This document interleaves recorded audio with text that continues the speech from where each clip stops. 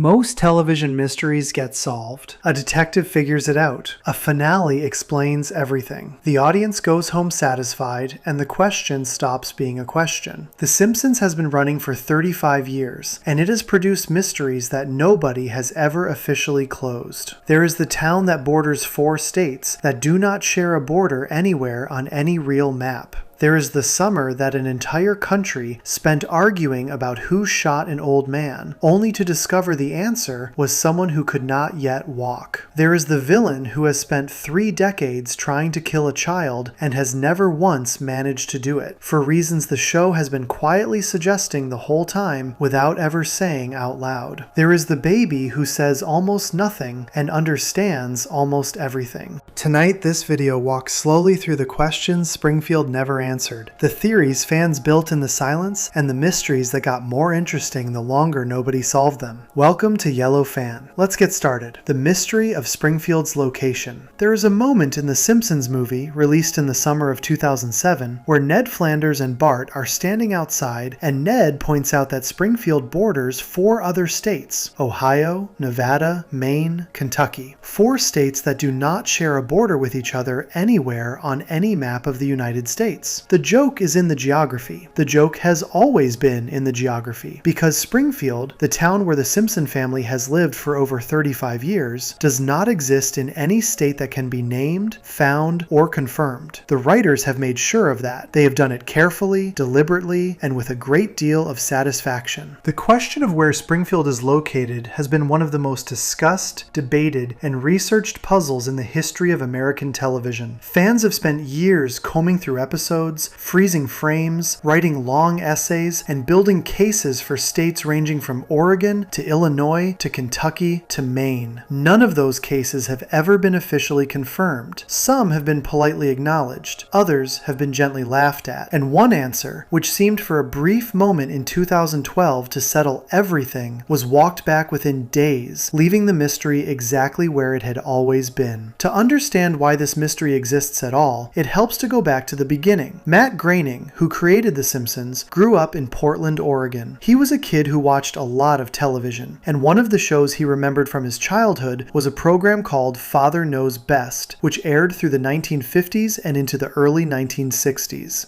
That show was set in a town called Springfield. Groening loved the name because when he was young, he assumed it referred to Springfield, Oregon, the town just south of Eugene, close to where he grew up. He chose the name for his own show for exactly that reason. He wanted something that sounded like it could be anywhere. Springfield is one of the most common city names in the United States. There are Springfields in nearly every state. The name was a way of saying that this town is not a specific place. It is every place. It is the version of America that everyone carries around in their heads.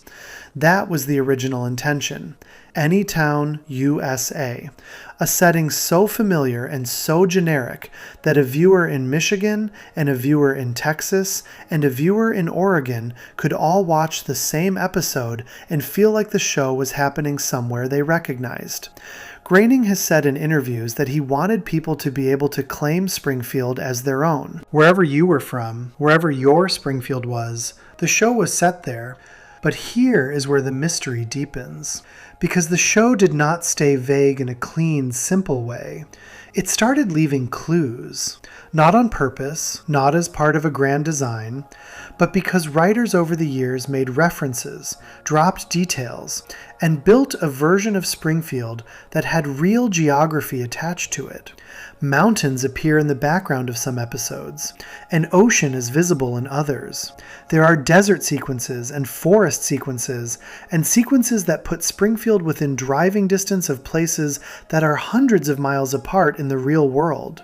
The climate shifts, the surrounding terrain shifts, and each of those details, taken individually, seems to point somewhere. Taken together, they point nowhere. In the Season 7 episode, Lisa the Iconoclast, there is a moment where a cemetery in Springfield contains the grave of Adlai Stevenson, a real historical figure whose actual grave is in Bloomington, Illinois. That is a clue that places Springfield in Illinois, or at least near it.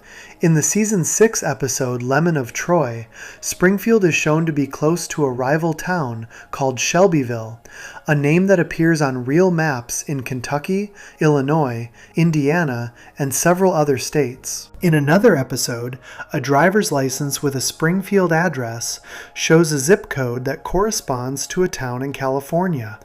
Area codes used in the show have been traced to Missouri and Puerto Rico. A map that briefly appears on screen in one episode places Springfield near Chicago. Another on-screen zoom in a different episode places it in roughly the same area. These are the clues that fans point to when they argue for the Midwest. Then there is the Oregon argument. Groening grew up near Portland. The street name Evergreen Terrace, which is the Simpson family's address, is also the name of a real street in Portland. Several character names in the show correspond to street names in Portland. The geography of Oregon, with its Pacific coastline, its dense forests, its mountains, and its high desert on the eastern side, roughly fits the contradictory landscape that Springfield seems to occupy depending on the episode. Some researchers who have spent serious time on this have argued that Oregon is the only state where the surrounding geography could plausibly contain all of the terrain types the show has depicted over the years. In 2012, Groening gave an interview to Smithsonian Magazine. The piece was titled, "Matt Groening Reveals the Location of the Real Springfield." It seemed, for a moment, like the mystery was over. Groening said in the interview that Springfield was named after Springfield, Oregon. He talked about growing up in Portland. He confirmed the connection that fans had long suspected. Newspapers picked up the story. Headlines declared the mystery solved. The town of Springfield, Oregon had already been quietly claiming the title for years, and a signed note from Groening himself had been displayed there since his visit before the film's release in 2007. Then the show responded. The following week, Bart Simpson's chalkboard gag at the start of a new episode read, "The true location of Springfield is in any state but yours." The message was clear. The answer that Groening had seemed to give was being taken back, or at least complicated, by the show itself. Executive producer Al Jean later told reporters that the Smithsonian piece had misinterpreted something Groening had said before. Jean acknowledged that Groening was from Oregon and that the show had been inspired by his childhood, but he stopped short of confirming Oregon as the official home state of Springfield. He said that what made Springfield work was that it was universal. Anyone from anywhere could feel like the show belonged to them. And so the answer disappeared almost as quickly as it had arrived.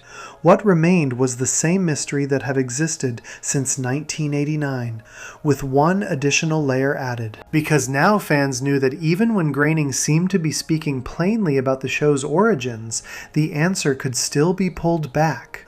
The mystery, it turned out, was not just a side effect of writing a show for 30-plus years. It was a policy. It was a choice. It was something the people behind The Simpsons actively maintained, because the moment Springfield had a state, it would stop being every town and become one specific town, and something essential about the show would be lost. There is something almost generous about that choice once you sit with it long enough. The show was designed to belong to everyone. By refusing to name a state, the writers kept Springfield as a kind of shared space, a place that nobody owned and therefore everybody could claim. For someone who grew up in a small town in Kentucky, Springfield is their town. For someone who grew up in a suburb of Chicago, Springfield is their suburb. For someone in Oregon, well, they have an especially strong case. But the show has never officially told any of them they are wrong. That said, the clues have never stopped coming, and fans have never stopped looking. There is a group of researchers who built a case for the show placing Springfield in a fictional state that uses the abbreviation NT, which stands for North Tacoma, based on abbreviated addresses that appear in certain episodes. That theory has its supporters. It has also never been confirmed by anyone connected to the show. There are fans who have mapped out every geographical reference in every episode of the first 10 seasons, and concluded, through a process of elimination, that Springfield could only exist in a small region of northern Kentucky or southern Ohio. Their work is detailed and careful, and still amounts to an educated guess. What is interesting about all of this is not the answer, because there may not be an answer. What is interesting is what the show did with the question. Over time, Springfield's unknowable location became a recurring joke inside the show itself. Characters would be asked where Springfield was and give deliberately nonsensical answers. Maps would appear briefly on screen and be obscured or contradicted before they could be read clearly. Lisa Simpson, in one episode, acknowledged that there were enough clues in Springfield to figure out where it was. But the line was written as a joke, because the clues point in too many directions to lead anywhere. The show was laughing at its own mystery. And the audience laughed along, because at some point the puzzle became more enjoyable than any solution could have been. There is a real philosophical idea buried inside all of this, though it was probably not something the writers were sitting around articulating when they chose the name Springfield back in 1987. When you refuse to locate a story in a specific place, you are saying something about the story's relationship to the real world. You are saying that what happens here could happen anywhere. That these people are not specific to one region, one culture, one set of local circumstances. They are a family. They live in a town. The town has a nuclear power plant, and a bar, and a school, and a church, and a police force, and a mayor who is clearly corrupt. Those things exist everywhere. The Simpsons was always a show about the version of America that most Americans actually live in.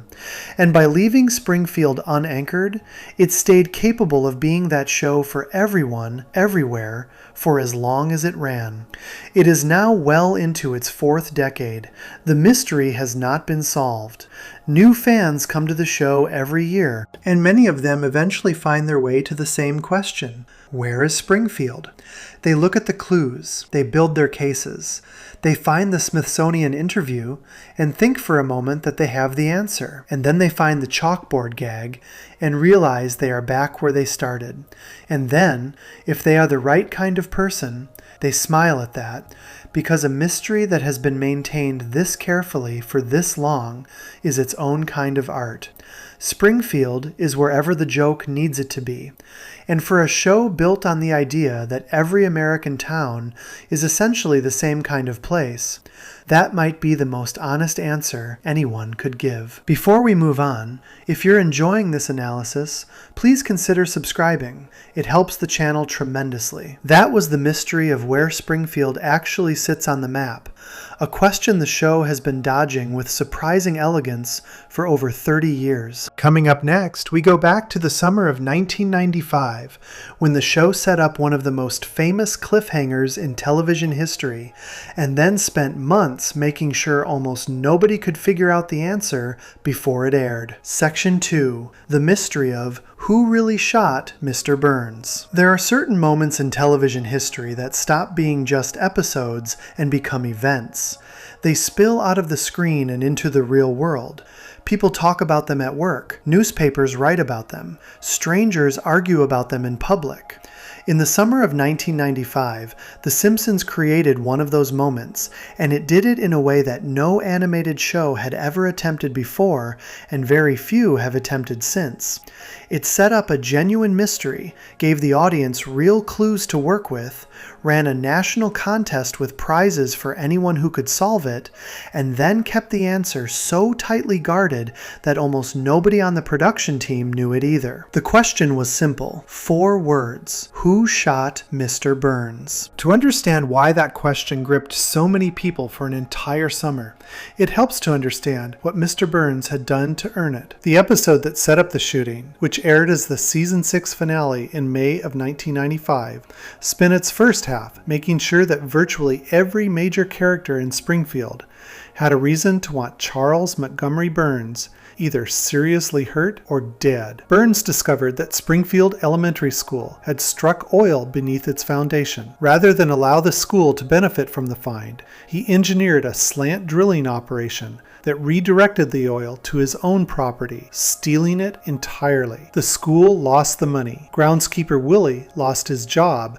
because the school could no longer afford to keep him on. Tito Puente, a musician who had been teaching there, lost his position for the same reason. Burns then moved forward with a plan he had been developing for some time, a device he intended to use to block out the sun over Springfield entirely, forcing the town to rely completely on his nuclear power plant for electricity and light.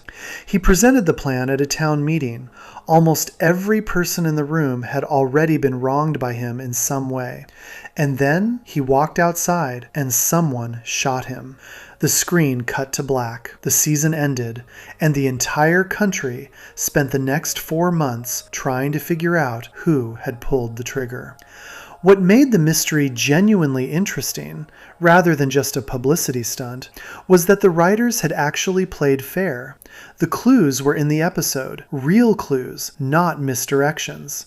If you paid close enough attention to the right details, the answer was there. The problem was that there were also red herrings, carefully placed alongside the real evidence, and separating one from the other required a level of close viewing that most people simply did not apply to a cartoon on a Thursday night. The most obvious suspect was Waylon Smithers, Burns's devoted assistant. Smithers had spent the episode in visible anguish over Burns's increasingly cruel behavior. He had pleaded with Burns to stop. He had expressed moral objections that Burns ignored completely. He had motive, he had access, and he was the person most closely associated with Burns in the entire show. The police in Part 2 focused on him immediately.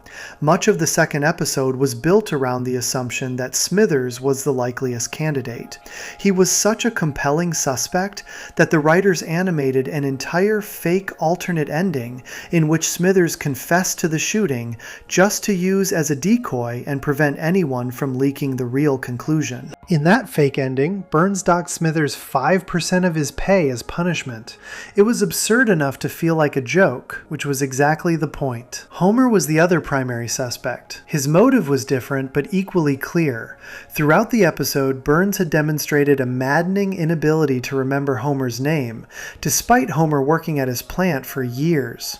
Burns had received a box of chocolates with a family photograph from The Simpsons and sent a thank you card that named Marge, Bart, Lisa, and Maggie individually, but replaced Homer's name with a drawing of a bald head. Homer was furious. He confronted Burns at the town meeting and was dragged away by police. When Burns was found shot, Homer was discovered nearby, confused and incoherent, with the gun in his possession. The case against Homer was circumstantial but visually damning, and the second episode spent considerable time building it up before dismantling it. The real clues were quieter than either of those two storylines. The first was a matter of initials. In the scene where Burns collapses after being shot, he falls against a sundial, and his body shifts the dial's arm to point at letters. Those letters read W and S, which the police and most viewers interpreted as pointing to Waylon Smithers. But the writers had placed those letters intentionally, and the intended reading was different. If you took those initials and reversed their order, you got S and M. The character whose initials were SM and who had appeared in the episode in a way that connected directly to Burns was Maggie Simpson. The second clue was visual and easy to miss. Earlier in the episode, Burns had described his plan to steal the school's oil as being like taking candy from a baby. Shortly after saying this, he spotted an actual baby sitting in a car nearby holding a lollipop. He walked over and took it. That baby was Maggie. The writers were showing the audience exactly how Burns and Maggie came to be in the same place at the right time. Burns had a habit of approaching babies to take things from them. Maggie was the baby in question. The gun had been in Burns's possession. During the struggle over the lollipop, it fell into Maggie's hands. She pulled the trigger. The shooting was not premeditated. It was an accident, or something very close to one. A reflex from a baby who had just had something taken from her by a frightening old man.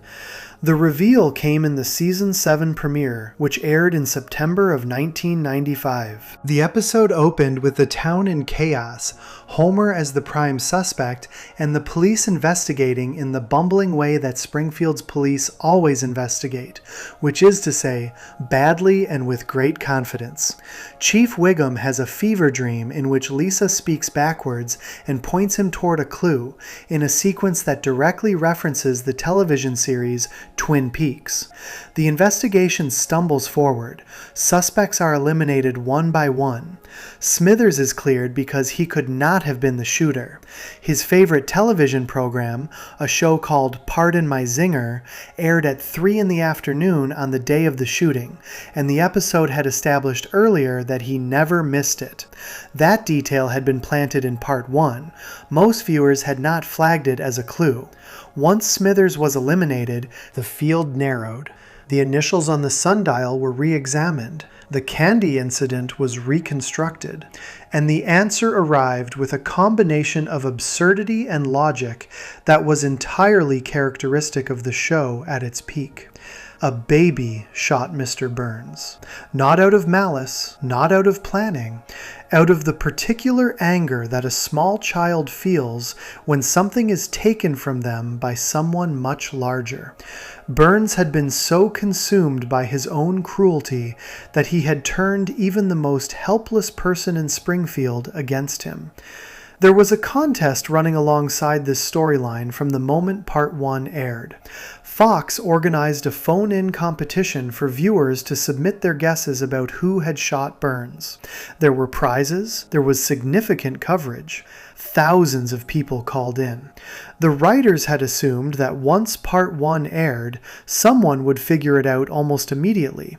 The clues were there. The sundial, the candy, the initials. Someone paying close attention would put it together. Almost nobody did. According to the DVD commentary recorded by writers Bill Oakley and Josh Weinstein, they were aware of only one person who correctly identified Maggie as the shooter before Part 2 aired. That person had posted their answer on a Simpsons discussion forum on the same day that Part 1 first aired, working through the logic of the clues with impressive care. The writers wanted to find this person and give them a special acknowledgement, but by the time they looked, the person had used a temporary email address connected to a college, and the account no longer existed. As of the DVD commentary recording, Oakley said he had still not been able to track them down. The secrecy around the ending had been extraordinary. The production went to lengths that were unusual even for a show trying to protect a major plot twist. Animator David Silverman was one of the very few people who knew the truth about Maggie while the episode was being made. The director of Part 1, Wes Archer, did not learn the real ending until near the very end of production. The voice cast did not perform a table read of the episode's third act, which meant that even the actors who had been with the show since the beginning did not know how it concluded until it was nearly finished. Multiple fake endings were written and recorded, and anyone who might have had access to production materials could not be certain which ending, if any, was real. Harry Shearer, who provides the voice of Mr. Burns, recorded lines for a version of Part 2 in which his character never recovered and died from the shooting. That version was never seriously intended to air, but it existed as one more layer of misdirection. One more way of making sure that if any detail leaked, it would be impossible to know whether it pointed to the real ending or to a fiction designed to obscure it. Over the years, the episode has continued to attract analysis, and some of that analysis has questioned whether the official answer is the full story. A theory that circulated on Reddit some years after the episode aired proposed that the real shooter was Marge, and that Burns had identified Maggie at the hospital out of a strange protectiveness toward Marge, a willingness to shield her from consequences by pointing to the baby instead. The theory is imaginative and rests on real details from the show's history. Marge had worked at the nuclear plant in an earlier episode. Burns had developed a complicated fixation on her during that period.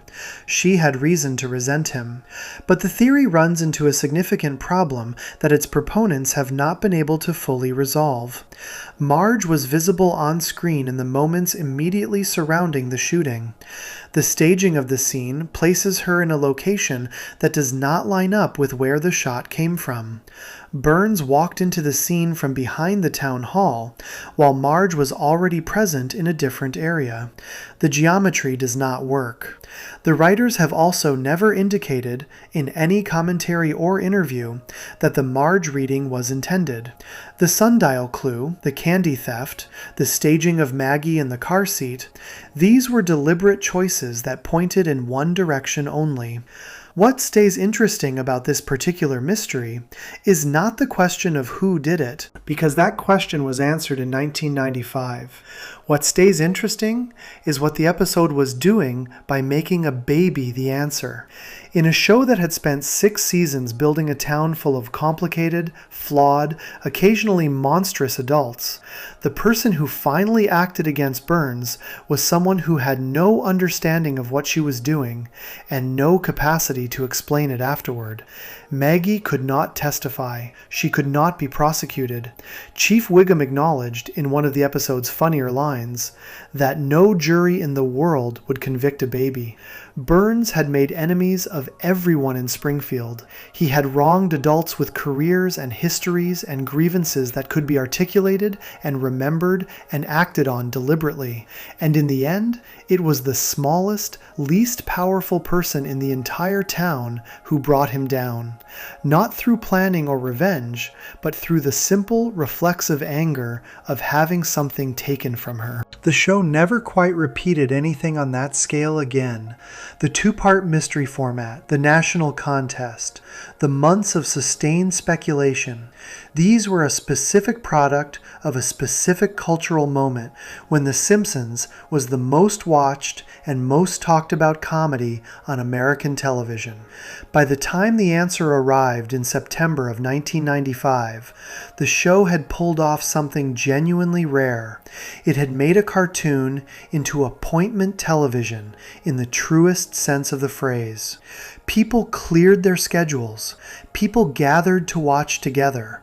And when the answer came, it was absurd and logical and completely satisfying all at once. Nobody found the one person who solved it in advance. The forum post exists somewhere, probably, in some archive. A single correct answer submitted on the day Part 1 aired by someone who watched carefully and followed the clues exactly where the writers had placed them, and then disappeared before anyone could congratulate them. That, in its own quiet way, is also a mystery that was never solved. Before we move on, if you're enjoying this analysis, please consider subscribing. It helps the channel tremendously. That was the story of a summer that an entire country spent arguing about a cartoon, and a baby who turned out to be the only one willing to actually do something about Mr. Burns. Next, we turn to a character who has been chasing the same 10-year-old boy across decades of television, and ask a question the show has been quietly answering the whole time without anyone noticing. Section 3. The Mystery of Sideshow Bob. There is a version of Sideshow Bob that is very easy to describe. He is the villain. He is the man who has spent the better part of 3 decades trying to kill a 10-year-old boy named Bart Simpson and failing every single time. He is tall, educated, theatrical, and perpetually humiliated. He quotes opera. He sings Gilbert and Sullivan. He builds elaborate plans that collapse in elaborate ways. He is funny because he keeps losing, and he keeps losing to a child child, and the gap between how seriously he takes himself and how completely he fails is where most of the comedy lives. That version of Sideshow Bob is accurate as far as it goes. It just does not go very far, because when you sit with the full history of Robert Underdunk Terwilliger Jr., which is his actual name, something stranger and more interesting starts to emerge. Something that the show has been building quietly across every season he has appeared in, through details that are easy to miss when you are watching for the joke. The mystery of Sideshow Bob is not really about whether he will ever kill Bart. The mystery is about why, across so many years and so many opportunities, a genuinely intelligent and occasionally ruthless man has never managed to do it. And the deeper question beneath that one is whether the failure has always been intentional. Bob's history with the show begins in season 1, in an episode called Krusty Gets Busted. At that point, he has no name and almost no character. He is the silent sidekick on Krusty the Clown's television program, a large figure with wild red hair who communicates through gestures and honking sounds while Krusty does the talking. He frames Krusty for armed robbery. Bart, who idolizes Krusty and refuses to believe his hero could be guilty, investigates and exposes Bob as the real criminal. Bob goes to prison. That is the entire setup. A child humiliated a grown man who had constructed an elaborate crime, and the grown man went to jail. What happened next is where the show made a decision that changed everything. Rather than leaving Bob as a one-time antagonist, the writers brought him back. And when they brought him back, they gave him a target. Bart had exposed him. Bart had sent him to prison. Bob wanted revenge, and that desire became the organizing principle of his existence on the show. Season 5 gave him his most famous episode, Cape Fear, which is a direct reference to the film Cape Fear. Bob is released from prison, places himself under the Simpson family's mattresses to collect stab wounds as a way of obtaining a restraining order against Bart, and ultimately ends up on a houseboat on a river with the family after they enter witness protection. He has Bart completely at his mercy. And then Bart asks him to sing the entire score of the HMS Pinafore, a Gilbert and Sullivan operetta. And Bob does it, and by the time he is finished, the boat has drifted to shore and the police are waiting. He is arrested again. That sequence is funny. It is also quietly revealing. Bob could have killed Bart at any point during that houseboat scene. He had the opportunity, he had the motive. He had already demonstrated throughout the episode that he was willing to go to serious lengths to follow through on his stated intention. And when the moment arrived, he sang an operetta. He sang it beautifully and at length, and he was still singing when everything fell apart around him. The question of why he did that, why he chose performance over action at the exact moment when action was finally possible, is one that the show has never directly answered. But it has answered it indirectly, through the accumulation of similar moments across every episode that followed. Season 14 brought an episode called The Great Louse Detective, in which Bob was recruited by the Springfield police to help identify someone who was trying to kill Homer. The setup placed Bob in a position similar to Hannibal Lecter in The Silence of the Lambs, a brilliant and dangerous mind brought in to catch another dangerous mind. Throughout the episode, various characters advised Bob to simply kill Bart instead of continuing to construct complicated schemes. Just do it, they told him. You are right there. He is right there. Bob considered this. He approached Bart, and then something happened that the show presented as a surprise, but which, in retrospect, was completely consistent with everything that had come before. Bob found that he could not do it. He had spent so long in pursuit of Bart that somewhere along the way he had become, in his own words, accustomed to the boy's face. The hatred had curdled into something more complicated, something that looked, from certain angles, like attachment. That episode said something plainly that previous episodes had only implied. The relationship between Bob and Bart is not simply predator and prey. It is something stranger and more reciprocal than that. Bart has foiled Bob at every turn, but Bob keeps returning to Bart specifically. He is not interested in Marge or Homer or Lisa or Maggie as targets, even though all of them have played roles in his various captures and imprisonments. His grievance is with Bart, and his return to Bart again and again across 3 decades of television looks less like vendetta and more like a compulsion he cannot examine or escape. There is a reading of Sideshow Bob that the show supports, but never states directly. Bob is a man of enormous intelligence and genuine cultural sophistication, who is trapped in a world that has no use for those qualities. He wants to be taken seriously as an artist, as an intellectual, as a person of substance. The world of Springfield, which is to say, the world of the show, has decided that he is a clown's sidekick and later a cartoon villain, and it will not allow him to be anything else. His obsession with Bart is partly about revenge, but it is also about the only arena in which Bob's abilities are actually tested. Bart is the one opponent who has consistently matched him. Every scheme Bob has devised has been defeated, and it has been defeated by a 10-year-old boy operating on instinct and luck, and a particular kind of stubborn cleverness that Bob, for all his education, cannot replicate. Season 17 gave Bob a storyline that explored this more directly than any other. In an episode called The Italian Bob, the Simpson family traveled to Italy to collect a car from Mr. Burns, and discovered that Bob had moved to a small Tuscan village, gotten himself elected mayor, married a woman named Francesca, and had a son. He had built a life. He had left Bart behind, or tried to.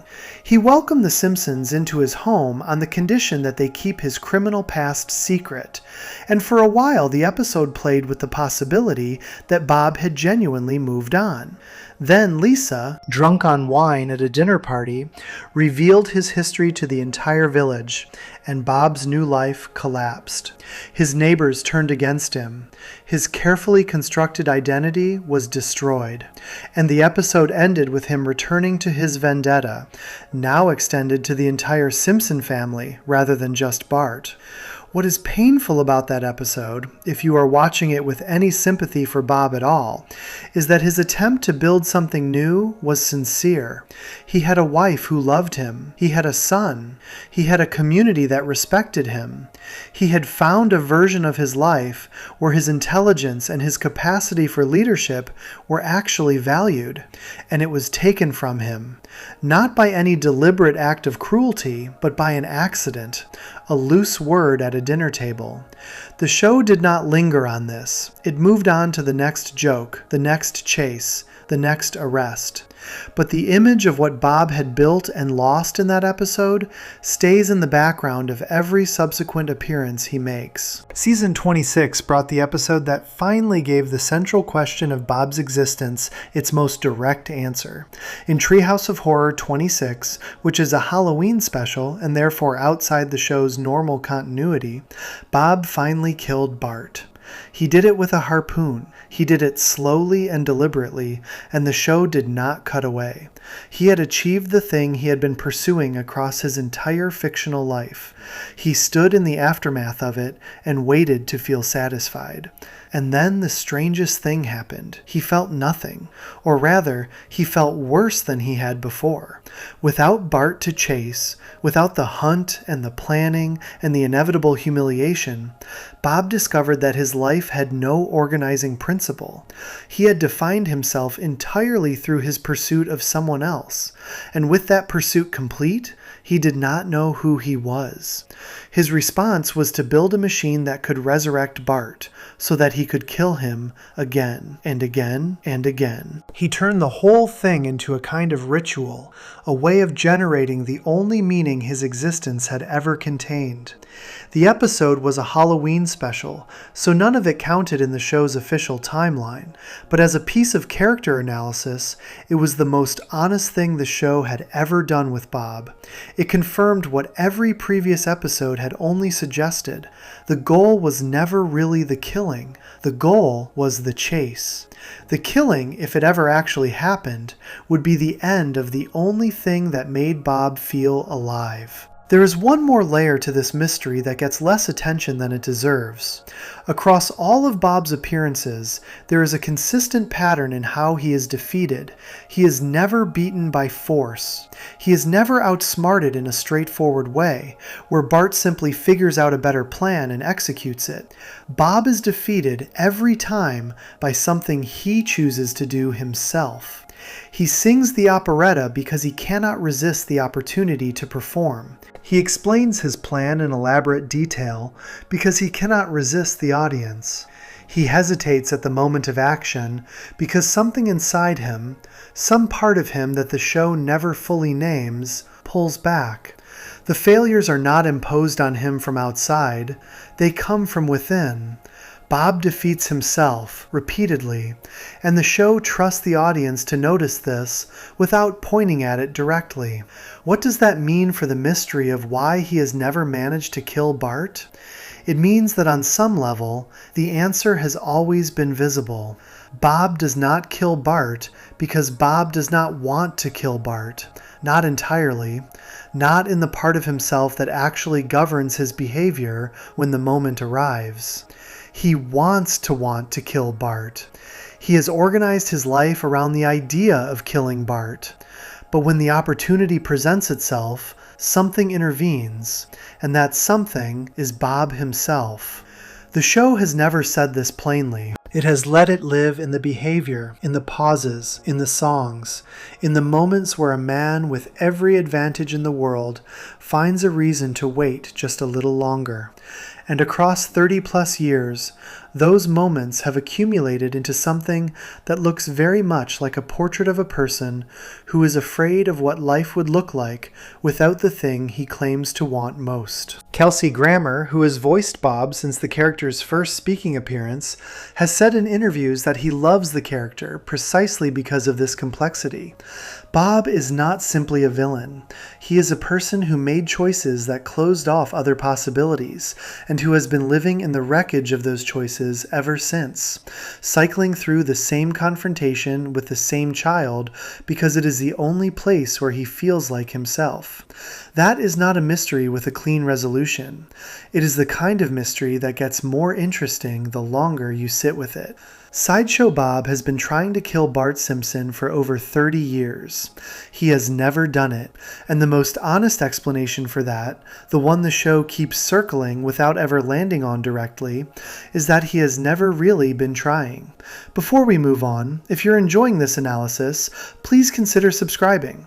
It helps the channel tremendously. That was the strange, complicated story of a man who built his entire life around a goal he could never quite bring himself to reach. Next, we turn to a mystery that sat in plain sight for 35 years, a question so simple that millions of people asked it and nobody had an answer, until the show quietly resolved it in 2024 in a way almost nobody expected. Section 4. The Mystery of Homer's Job. There is a question that has followed The Simpsons since its very first season, and it is so straightforward that it is almost embarrassing how long it went unanswered.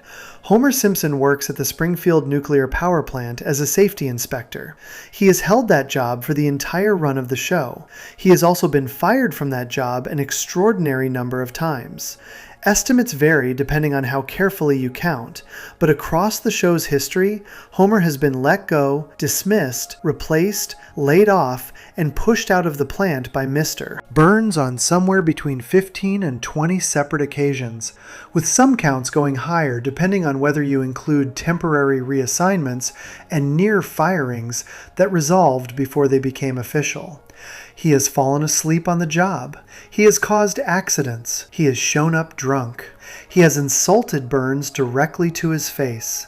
He has been spectacularly, consistently, almost heroically incompetent at the one task his entire workplace depends on him to perform, and every single time he has come back. The next episode, or the one after that, Homer is at his console in Sector 7G doing as little as possible, and life in Springfield continues as though nothing happened. For 35 years, the audience accepted this as a feature of the show's format. Cartoons reset. Characters return to their default positions. Homer works at the plant because Homer works at the plant, and trying to apply real-world logic to the question of why Burns keeps rehiring him is probably the wrong approach to a show about a yellow family in a town where the ocean and the mountains are sometimes visible from the same window. That was a reasonable way to think about it. It was also, as it turned out, incomplete, because in October of 2024, in a season 36 episode titled Shoddy Heat, The Simpsons did something it had almost never done across its entire run. It answered the question. It reached back 35 years, constructed a reason for something the audience had long assumed was simply a quirk of the format, and delivered an explanation that was both surprising and, once you heard it, completely consistent with everything the show had established about its characters over the decades. The explanation arrived through a flashback. The episode revealed that Homer's father, Abraham Simpson, had once worked as a private investigator alongside a man named Billy O'Donnell. The two of them had been looking into the dealings of Mr. Burns, who at the time was involved in something that required outside investigation. The details of what Burns was doing were connected to a woman named Agnes Skinner, who is the mother of Principal Skinner and a recurring character in the show's background. Whatever Burns and Agnes Skinner were involved in, it was significant enough that someone had hired Abe and Billy to look into it. Then Billy O'Donnell disappeared. He vanished in a way that was never explained to Abe at the time, and the investigation stopped. Abe was left without his partner and without answers. And Burns, who was responsible for what had happened to Billy, approached Abe with an arrangement. He would ensure that Abe's son, Homer, had a job at the nuclear power plant for life. Not a conditional job, not a job that could be revoked for poor performance or repeated misconduct. A guaranteed position that Burns would maintain regardless of what Homer did or failed to do for as long as the plant was operating. In exchange, Abe would close the investigation and walk away from whatever he and Billy had been looking into. Abe agreed. Homer got the job. And for 35 years, Burns kept his end of the arrangement, which meant that every firing was temporary, every dismissal was cosmetic, and every time Homer stumbled back through the plant's doors after being let go, there was a reason rooted in a deal made between his father and his employer before Homer even started working there. The episode was teased publicly before it aired. Al Jean, who has been the show's showrunner for most of its run, posted on social media asking fans to send in their theories about which long-running mystery was about to be resolved. The responses filled up quickly with guesses. Fans speculated about Springfield's location. They speculated about Maggie's awareness. They speculated about several things that had never been formally addressed.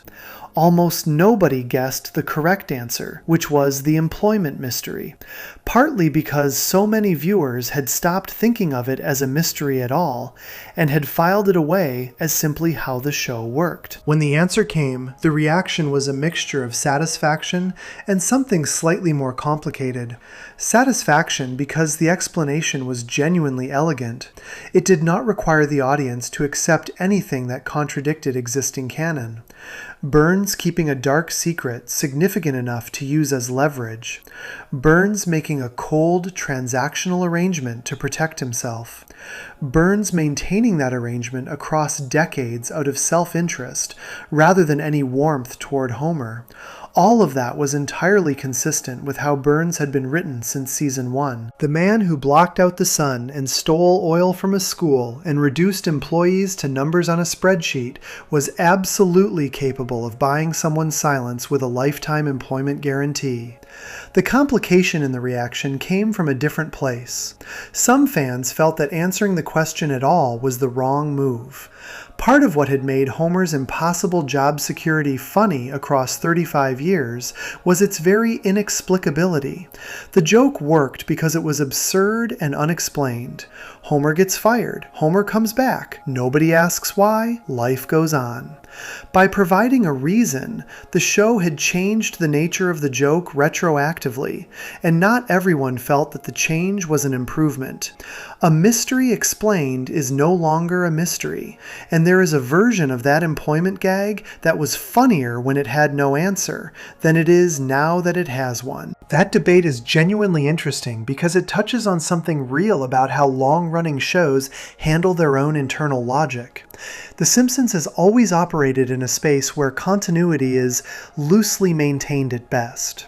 Characters forget things that happened to them in previous episodes. Relationships reset. Physical consequences dissolve. The show is not trying to be a serialized drama with a carefully tracked timeline. It is a comedy that is run long enough to accumulate the weight of its own history, and occasionally that weight and the comedy pull in different directions.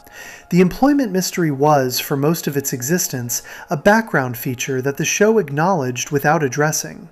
There were episodes where characters briefly noticed how strange it was that Homer kept getting his job back. There were jokes built around Burns firing Homer and the audience understanding that it would not last. The show was winking at its own absurdity. By resolving the mystery, it replaced the wink with an explanation, which is a different kind of storytelling, and not necessarily a lesser one, but different in ways that viewers noticed and felt differently about, depending on what they valued in the show. What the 2024 episode also did, perhaps more importantly, was add a layer of weight to the relationship between Homer and his father that the show had been building across many years. The relationship between Homer and Abe Simpson is one of the show's recurring emotional territories.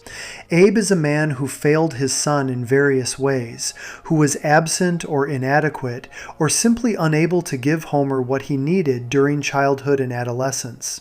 The show has returned to this repeatedly. There are episodes that are genuinely painful in how directly they address what Homer did not receive from his father and what that absence cost him.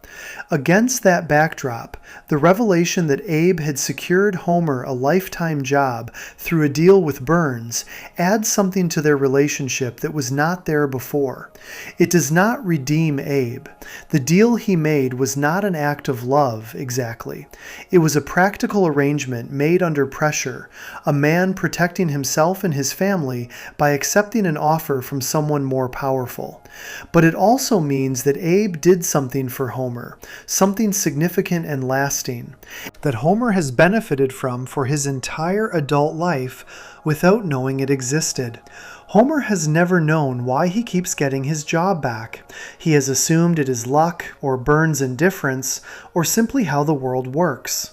He has not known that his father traded something, maybe something important, to give him that security. The episode did not fully explore what that means for Homer emotionally, partly because that kind of exploration tends to happen at the edges of Simpsons episodes rather than at their center, in a quiet scene at the end, or a line that arrives without warning and lands harder than expected.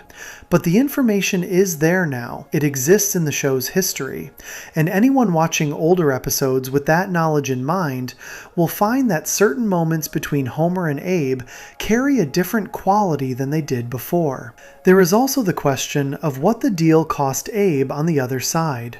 Billy O'Donnell disappeared. The episode frames this carefully without fully resolving it. The implication is that Burns was responsible, that whatever happened to Billy was not an accident and was connected to what he and Abe had been investigating. By agreeing to Burns's terms and walking away, Abe effectively accepted that outcome. He did not pursue justice for his partner. He took the arrangement instead.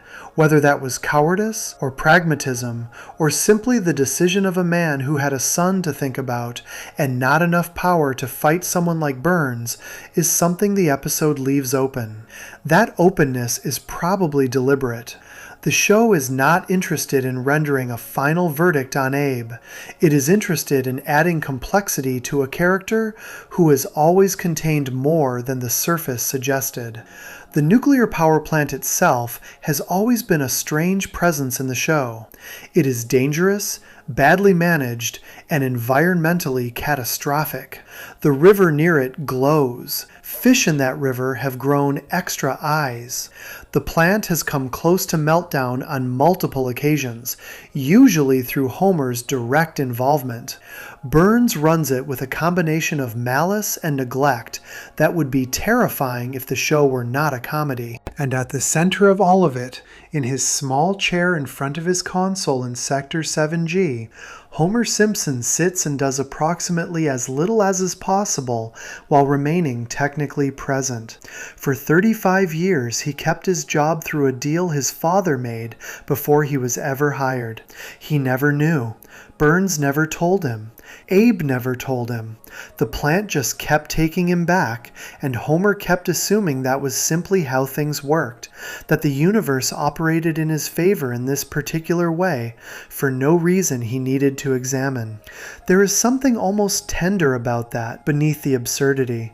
A father who was not able to give his son very much found one thing he could give him and gave it, in the way that was available to him, through a transaction with a powerful man who had every reason to hold up his end of the bargain. Homer has spent his adult life financially stable in the one way that mattered most: house, family, enough money to get through the month, because of something Abe did that Homer will likely never fully understand. The mystery lasted 35 years. The answer, when it came, was quieter and more human than anyone had expected. That is probably the most Simpsons thing about the whole story. Before we move on, if you're enjoying this analysis, please consider subscribing. It helps the channel tremendously. That was the story of a mystery that hid in plain sight for 35 years and turned out to have a human heart at its center. Next, we move to two characters who were beloved by millions, disappeared from the show without a word of explanation, and left behind a silence that the writers have never tried to fill, because the reason for their absence is one of the saddest stories in the show's long history. Section 5. The Mystery of Troy McClure and Lionel Hutz. There is a particular kind of absence that is felt more than it is noticed. Not the dramatic exit, not the farewell episode, not the storyline that wraps up a character's journey and sends them off with a proper conclusion. Just a quiet stopping, an appearance in one episode, and then another, and then a gap that stretches from weeks into months, into years, and eventually into the permanent silence of a character who will simply never appear again. That is what happened to Troy McClure and Lionel Hutz. Two of the most beloved recurring characters in the history of The Simpsons vanished from the show in 1998 without explanation, without ceremony, and without any acknowledgement from the writers that they were gone. The show moved forward, the characters did not, and the reason for their disappearance is a story that sits far outside the world of Springfield, in the real and genuinely tragic circumstances surrounding the man who gave them both their voices. Phil Hartman joined The Simpsons in Season 2 and became one of the most valuable performers the show had ever worked with. He was not a main cast member in the traditional sense. He did not appear in every episode. He did not have a character with his own storylines and an established family and a fixed place in the social geography of Springfield. What he had was a gift gift for inhabiting a particular kind of comic type with such specificity and warmth that his characters felt fully realized even when they appeared for only a few minutes. He could take a character who existed as a single joke and make that joke feel like a person. Troy McClure was the first and most prominent of the characters Hartman built on the show. McClure was a washed-up actor and spokesperson, a man whose career had clearly peaked at some point in the distant past, and who now appeared in industrial films, public service announcements, self-help videos, and low-budget local advertisements. He introduced himself in every appearance with a variation on the same line, naming himself and listing 2 fictional projects from his past that grew increasingly obscure and absurd with each episode. You may remember me from such films as Dial M for Murderousness and Firecrackers, the Silent Killer. You may remember me from such instructional videos as Mothballing Your Battleship and Dig Your Own Grave and Save. The joke was the format itself, the way McClure deployed this self-introduction as a kind of credential that was simultaneously meaningless and delivered with complete confidence. But Hartman did something with McClure that lifted the character above the one-note premise. He played him with a specific quality of desperate sincerity. McClure was a man who knew, on some level, that his best days were behind him, and who had responded to that knowledge not with bitterness or self-awareness, but with an escalating performance of relevance. Every introduction was a small act of self-promotion by a man who understood that self-promotion was all he had left. Hartman played this without irony, or rather with just enough irony to keep the character funny, while simultaneously making him recognizable. There is a version of Troy McClure in every industry. The person who peaked early and has been packaging that peak as a credential ever since. Hartman understood that person deeply enough to make an audience both laugh at him and feel a faint, genuine sympathy for him within the same 30 seconds. Lionel Hutz was the other major character Hartman brought to the show, and he operated in a different register. Where McClure was a portrait of faded ambition performing confidence, Hutz was something more chaotic. He was Springfield's most available attorney, which is to say, its least competent one. A lawyer whose relationship with professional ethics was entirely theoretical, and whose courtroom record suggested a man who had perhaps attended law school briefly before circumstances intervened. He operated out of various impermanent locations, offered free consultations with a complimentary glass, and approached the practice of law with the energy of someone who had once heard a description of it and decided to try. Hutz had appeared in some of the show's most celebrated episodes. He represented the Simpson family in multiple legal matters, none of which he handled well. He was present in Marge in Chains, in Bart Gets Hit by a Car, in episodes that were considered among the show's finest work during its golden years. He was funny in a different way than McClure, more frantic, less controlled, built on the comedy of incompetence rather than the comedy of delusion. But Hartman brought the same quality to both characters, a particular warmth that kept them from becoming simply mean jokes about failure and inadequacy. You laughed at Hutz, but you were not cruel about it, because Hartman never played him as someone the audience should despise. On May 28, 1998, Phil Hartman was killed at his home in Encino, California. He was 49 years old. The circumstances were devastating and public. His wife, Bryn Hartman, shot him while he slept. She took her own life later that same morning. The news traveled quickly, and the response from the entertainment community, from colleagues and fans, and people who had worked with him across his career in comedy and film and television, reflected how widely he was liked and how genuinely his loss was felt. He had been a cast member of Saturday Night Live for 8 seasons. He had appeared in films. He had a voice career that extended well beyond The Simpsons. He was, by most accounts, someone who was easy to work with and generous with other performers, the kind of person whose presence made rooms better. The Simpsons was left with a decision that had no good answer. Hartman had been the voice of two established characters who appeared with some regularity across the show's run. Both characters had been part of episodes that the audience loved. Recasting the roles with another actor was one option. Some shows have done this when a major performer becomes unavailable, finding someone who can approximate the original voice closely enough that the character continues with minimal disruption. The producers of The Simpsons considered this and decided against it. The reason they gave was straightforward.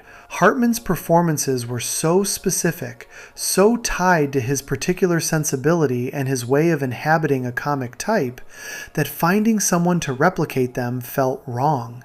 The characters were his. Replacing his voice with another voice would be a constant reminder of his absence, rather than a way of honoring what he had built. The other option was to write the characters out of the show, to give them storylines that explained their departure in some way that allowed the audience to understand why they were no longer appearing. This was also not done. There was no farewell episode for Troy McClure. There was no final case for Lionel Hutz. The characters simply stopped appearing, and the show moved forward without them, and the absence was felt by viewers who noticed it and filled in the reason for themselves. That choice to say nothing, to let the absence exist without explanation, has been interpreted in different ways depending on who is discussing it. Some viewers have found it respectful, a recognition that any attempt to write the characters out would have drawn more attention to Hartman's death, rather than allowing it to recede into the background of the show's ongoing life. Others have found it unsatisfying, a loose thread in the show's fabric that pulls slightly every time someone watches an older episode and sees McClure's face and remembers that he stopped. Neither interpretation is wrong. Both responses make sense, and the producer's decision to stay silent on the question of the characters' fates was itself a kind of answer. The Simpsons did acknowledge Hartman's death, but not through his characters. The season 10 episode Bart the Mother, which aired in the fall of 1998, was dedicated to his memory. The dedication appeared at the end of the episode, simple and direct. It did not attempt to process the loss through the show's narrative. It simply acknowledged that someone important was gone. Over the years, both characters have appeared in peripheral ways that maintain the fiction of their existence without requiring a new voice performance. Troy McClure has been referenced in dialogue. His name has appeared in lists and background details. In the universe of Springfield, he exists somewhere, still making industrial films and local advertisements, still introducing himself with the formula that made him famous. The show has never said that he died, or retired, or left town. He is simply not there in any scene that is currently happening. Lionel Hutz is the same. He exists in the history of Springfield as someone who was once available to take cases that more qualified attorneys declined, but he has not been seen in any courthouse or temporary office space since 1998. There was a period when the show introduced new recurring characters who occupied some of the same narrative space that McClure and Hutz had filled. Characters who could serve as spokespersons and legal representatives when a storyline needed them. None of these characters achieved the same standing with the audience, partly because they were filling roles that felt like they already had owners, and partly because Hartman had brought something to both characters that was genuinely difficult to replicate, regardless of who was attempting it. What the absence of Troy McClure and Lionel Hutz ultimately represents is something that goes slightly beyond the show's internal mysteries. It is a reminder that The Simpsons is not purely a fictional universe sealed off from the real world. Real people made it. Real events shaped what it became and what it could not continue to be. The show has run long enough that it has accumulated real losses alongside its fictional ones, and those real losses have left marks on the text in ways that cannot be explained by any logic internal to Springfield. The mystery of where Troy McClure and Lionel Hutz went has a clear answer that the show has never stated on screen. They went with the man who made them. They were built from a specific comic intelligence and a specific human warmth, and when that intelligence and warmth were gone, the characters could not continue in any form that would have honored what they originally were. The silence around their departure is not a narrative mystery with a hidden solution waiting to be uncovered. It is a different kind of silence, the kind that exists when something real has happened and there are no fictional words adequate to address it. Phil Hartman appeared in The Simpsons for 8 seasons. In that time, he created 2 characters that the show's audience has genuinely mourned for over 25 years. The best tribute the show could offer was to refuse to replace them, and to let the space they occupied remain empty rather than filled with something lesser. That space is still there. Anyone who has watched the Golden Era episodes and then looked for McClure or Hutz in later seasons has felt it. It does not diminish with time. If anything, it becomes more apparent as the years accumulate and the absence extends further and further from the last time either character appeared on screen. Some silences say more than any explanation could. This one is among them. Before we move on, if you're enjoying this analysis, please consider subscribing. It helps the channel tremendously. That was the story behind 2 beloved characters and the real loss that made their disappearance permanent. From here, the video shifts.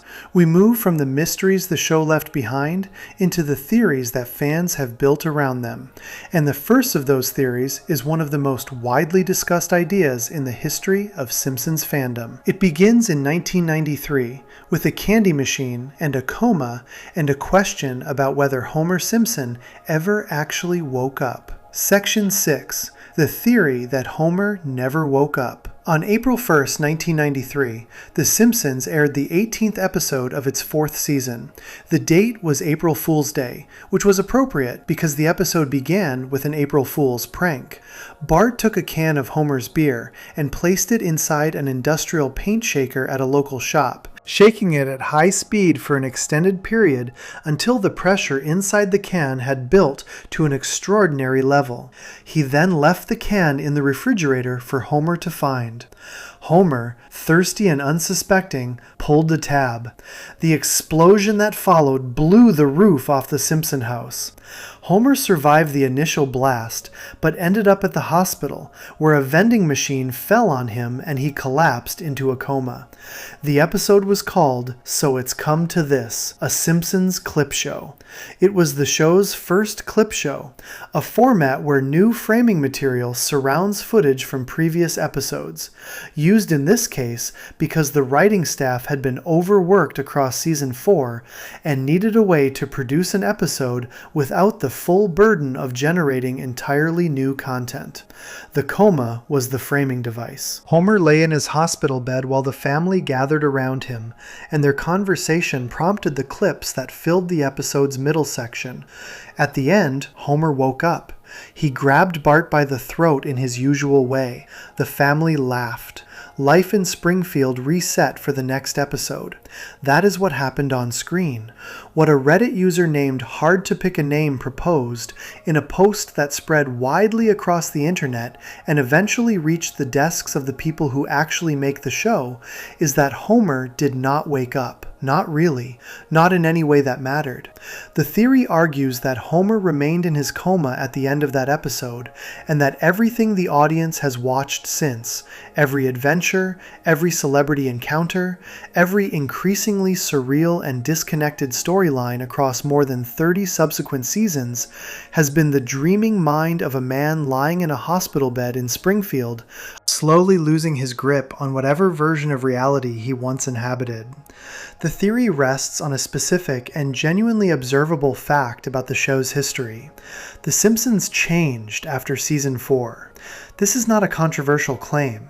It is something that the show's most dedicated viewers, its critics, and even some of the people who worked on it have acknowledged over the years. The first 4 seasons of the show were grounded in a way that later seasons were not. The comedy came from recognizable situations pushed to their logical extremes. Homer and Marge had real marital tensions that played out across episodes. Bart's relationship with school and authority felt rooted in something true about how children behave. Lisa's loneliness and intelligence were handled with genuine care. The show was funny, but it was funny in a way that stayed connected to the texture of ordinary life. From around season 5 onward, and accelerating through the seasons that followed, the show began operating differently. Homer traveled the world. He became an astronaut. He joined a secret society. He worked for a supervillain. He encountered celebrities in situations that grew more elaborate and less tethered to anything resembling the domestic comedy of the early years. The tone shifted. The stakes became more theatrical. The plots moved further from the kitchen table and further toward the fantastical. This shift is real and documented and has been discussed for decades by people who love the show and people who feel that something was lost in the transition. The coma theory uses this shift as its central piece of evidence. If Homer never woke up, then the tonal change makes complete sense. The early seasons represent Homer's actual life, the life he is dreaming about from his hospital bed, in fragmentary and increasingly distorted ways as his consciousness deteriorates. The surreal later seasons represent a mind that is losing coherence, generating images and narratives that feel familiar in shape but wrong in detail, where the rules of cause and effect no longer apply reliably, and where the self at the center keeps encountering grander and stranger versions of the life he once lived.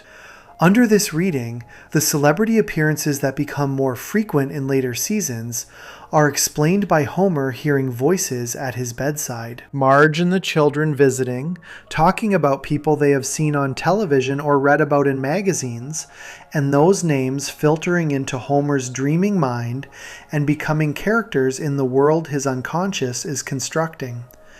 The impossible geography of Springfield, the shifting distances and contradictory landscapes, becomes the geography of a dream, where space does not follow consistent rules because the mind generating it is not bound by anything physical. The increasingly cartoonish physical resilience Homer displays in later seasons, surviving accidents that would be fatal by any realistic measure, becomes the logic of a dream where the dreamer cannot die because death would mean waking up or stopping entirely.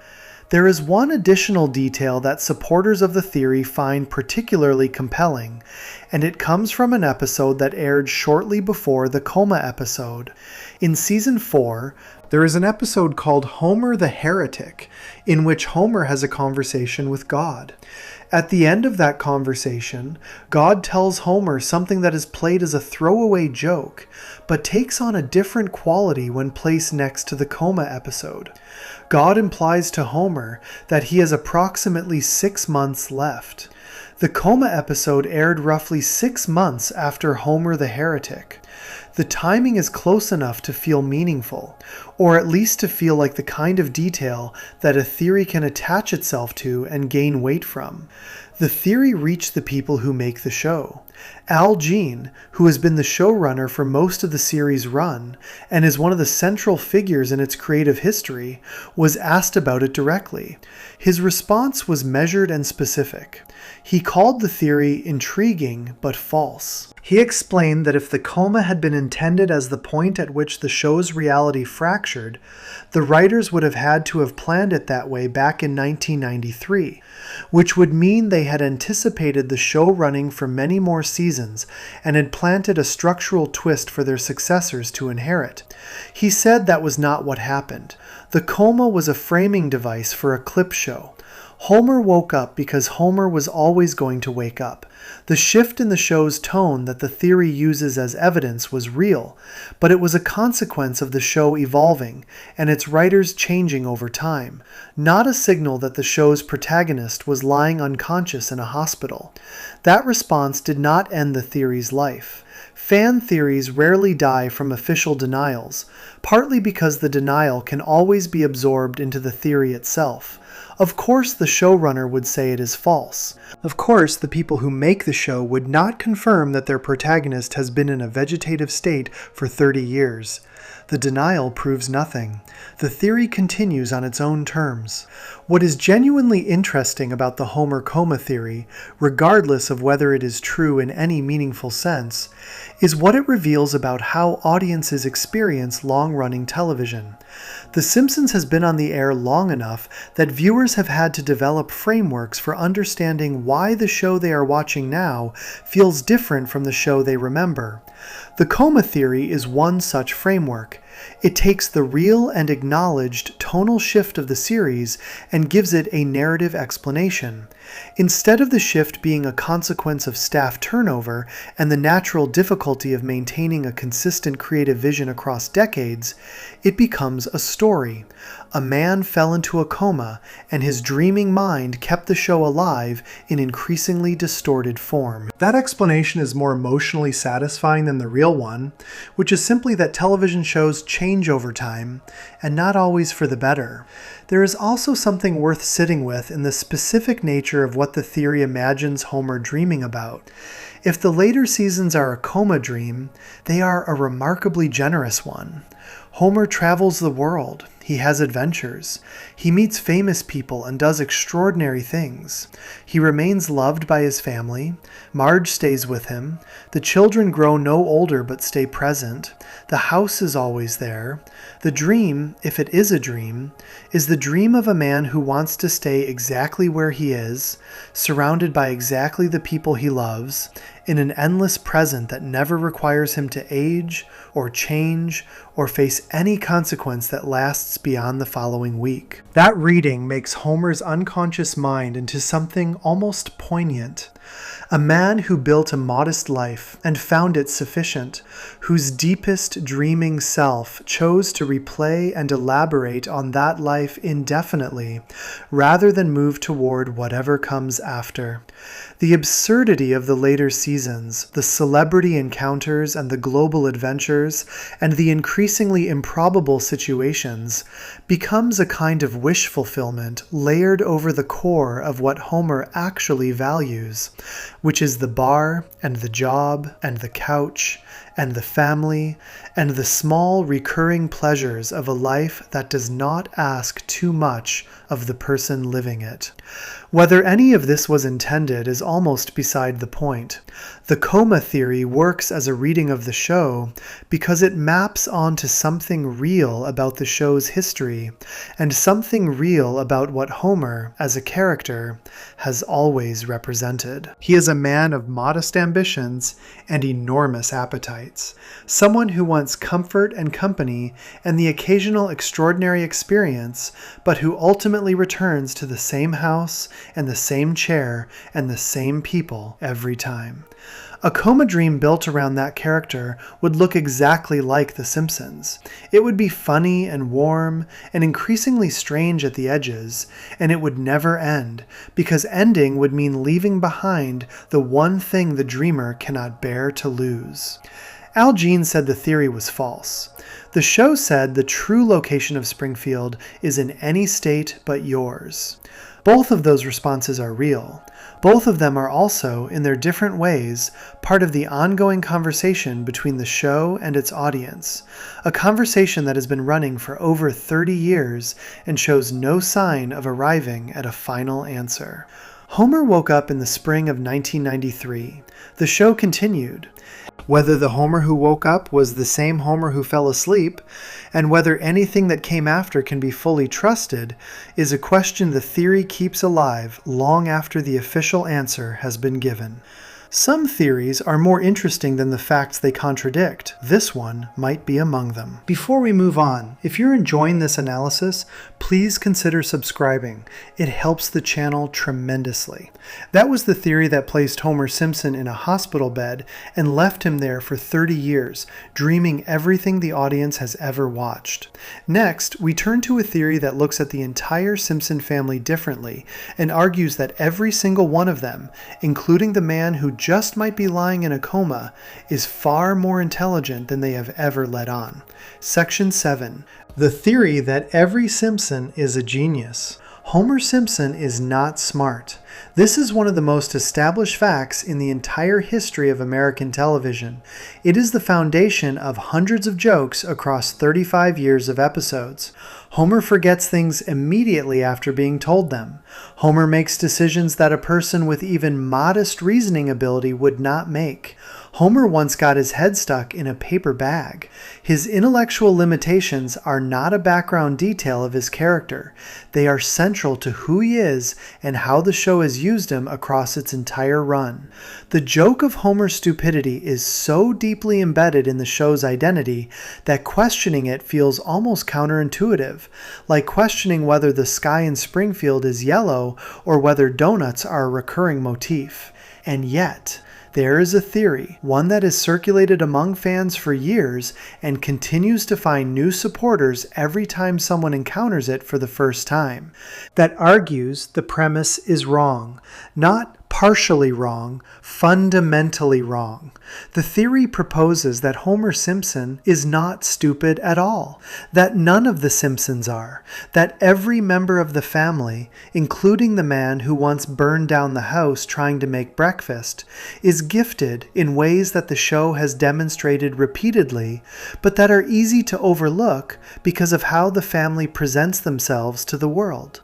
The theory argues that what looks like stupidity or underachievement or passivity across the Simpson family is actually a series of deliberate choices made by people intelligent enough to understand exactly what they are giving up and why the trade is worth it.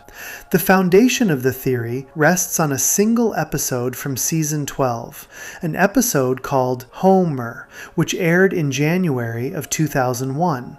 In that episode, Homer volunteers for a medical study, and during the process, doctors discover something lodged in his nasal cavity. It is a crayon that Homer himself had pushed up his nose as a small child, which had worked its way into his brain and had been physically impeding his cognitive function for decades. The doctors remove the crayon. Homer's intelligence increases dramatically and measurably. He becomes capable of complex reasoning, of engaging with sophisticated ideas, of understanding things that had previously been entirely beyond him. He forms a genuine friendship with Lisa, built on their shared intellectual interests. He writes a report on the safety failures at the nuclear power plant that is so detailed and accurate that it results in the plant being shut down temporarily. And then Homer asks to have the crayon reinserted. He makes this choice consciously and deliberately, with full understanding of what he is giving up. His reason is specific.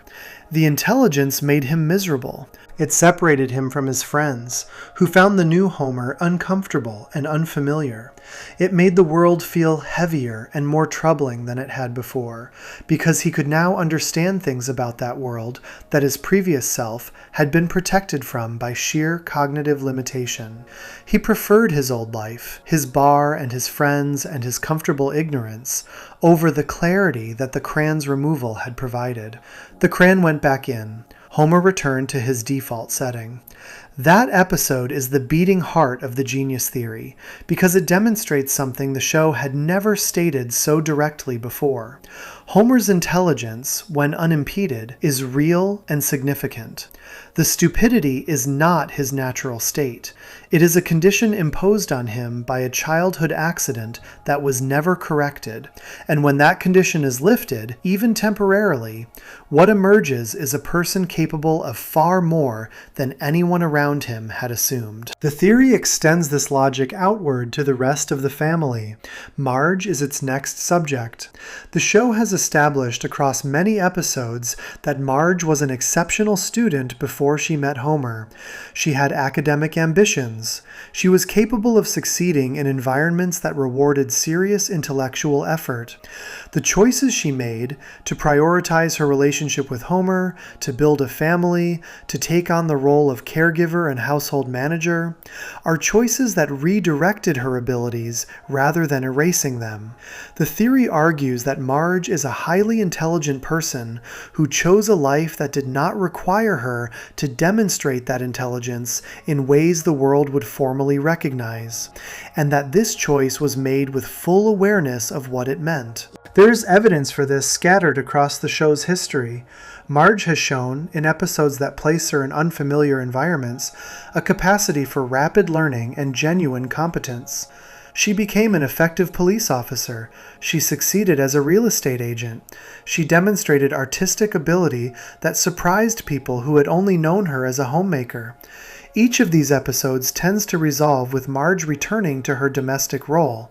But the theory reads those returns not as the show suggesting she belongs there by nature, but as Marge making the same kind of active choice that Homer made when he asked for the crayon to be reinserted.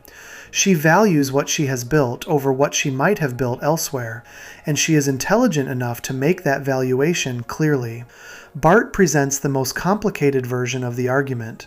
On the surface, Bart is a failing student who resists every form of structured learning and whose primary skills involve pranks, mischief, and avoiding consequences. The show has established this firmly enough that Bart's academic failure feels like a permanent feature of his character rather than a circumstance that could have gone differently. But the theory points to something the show has also established with equal consistency. Bart is extraordinarily good at things that require planning, social intelligence, and the ability to read situations quickly and respond to them creatively. His pranks are not simple. Some of them require logistical thinking that would challenge adults. His ability to navigate the social landscape of Springfield Elementary, to understand the alliances and tensions between different groups of children and adults, reflects a kind of intelligence that standardized tests do not measure. He learns languages quickly when he is motivated to do so. He has shown, in specific episodes where the subject matter engaged him genuinely, that he is capable of understanding complex ideas. The theory argues that Bart's failure in school is not evidence of limited ability. It is evidence of a child who found the school's version of success unappealing and directed his cognitive energy elsewhere, in ways that look like failure from the outside, but function as a different kind of competence. There is an episode from Season 4, Bart's Dog Gets an F, where Bart is forced to enroll Santa's little helper in obedience school after the dog's behavior becomes unmanageable. The trainer is a stern and demanding woman who does not accommodate Bart's usual approach of minimal effort and creative avoidance. By the end of the episode, Bart succeeds not by becoming a different person, but by finding a genuine emotional connection to the task. When he cares, he can do it.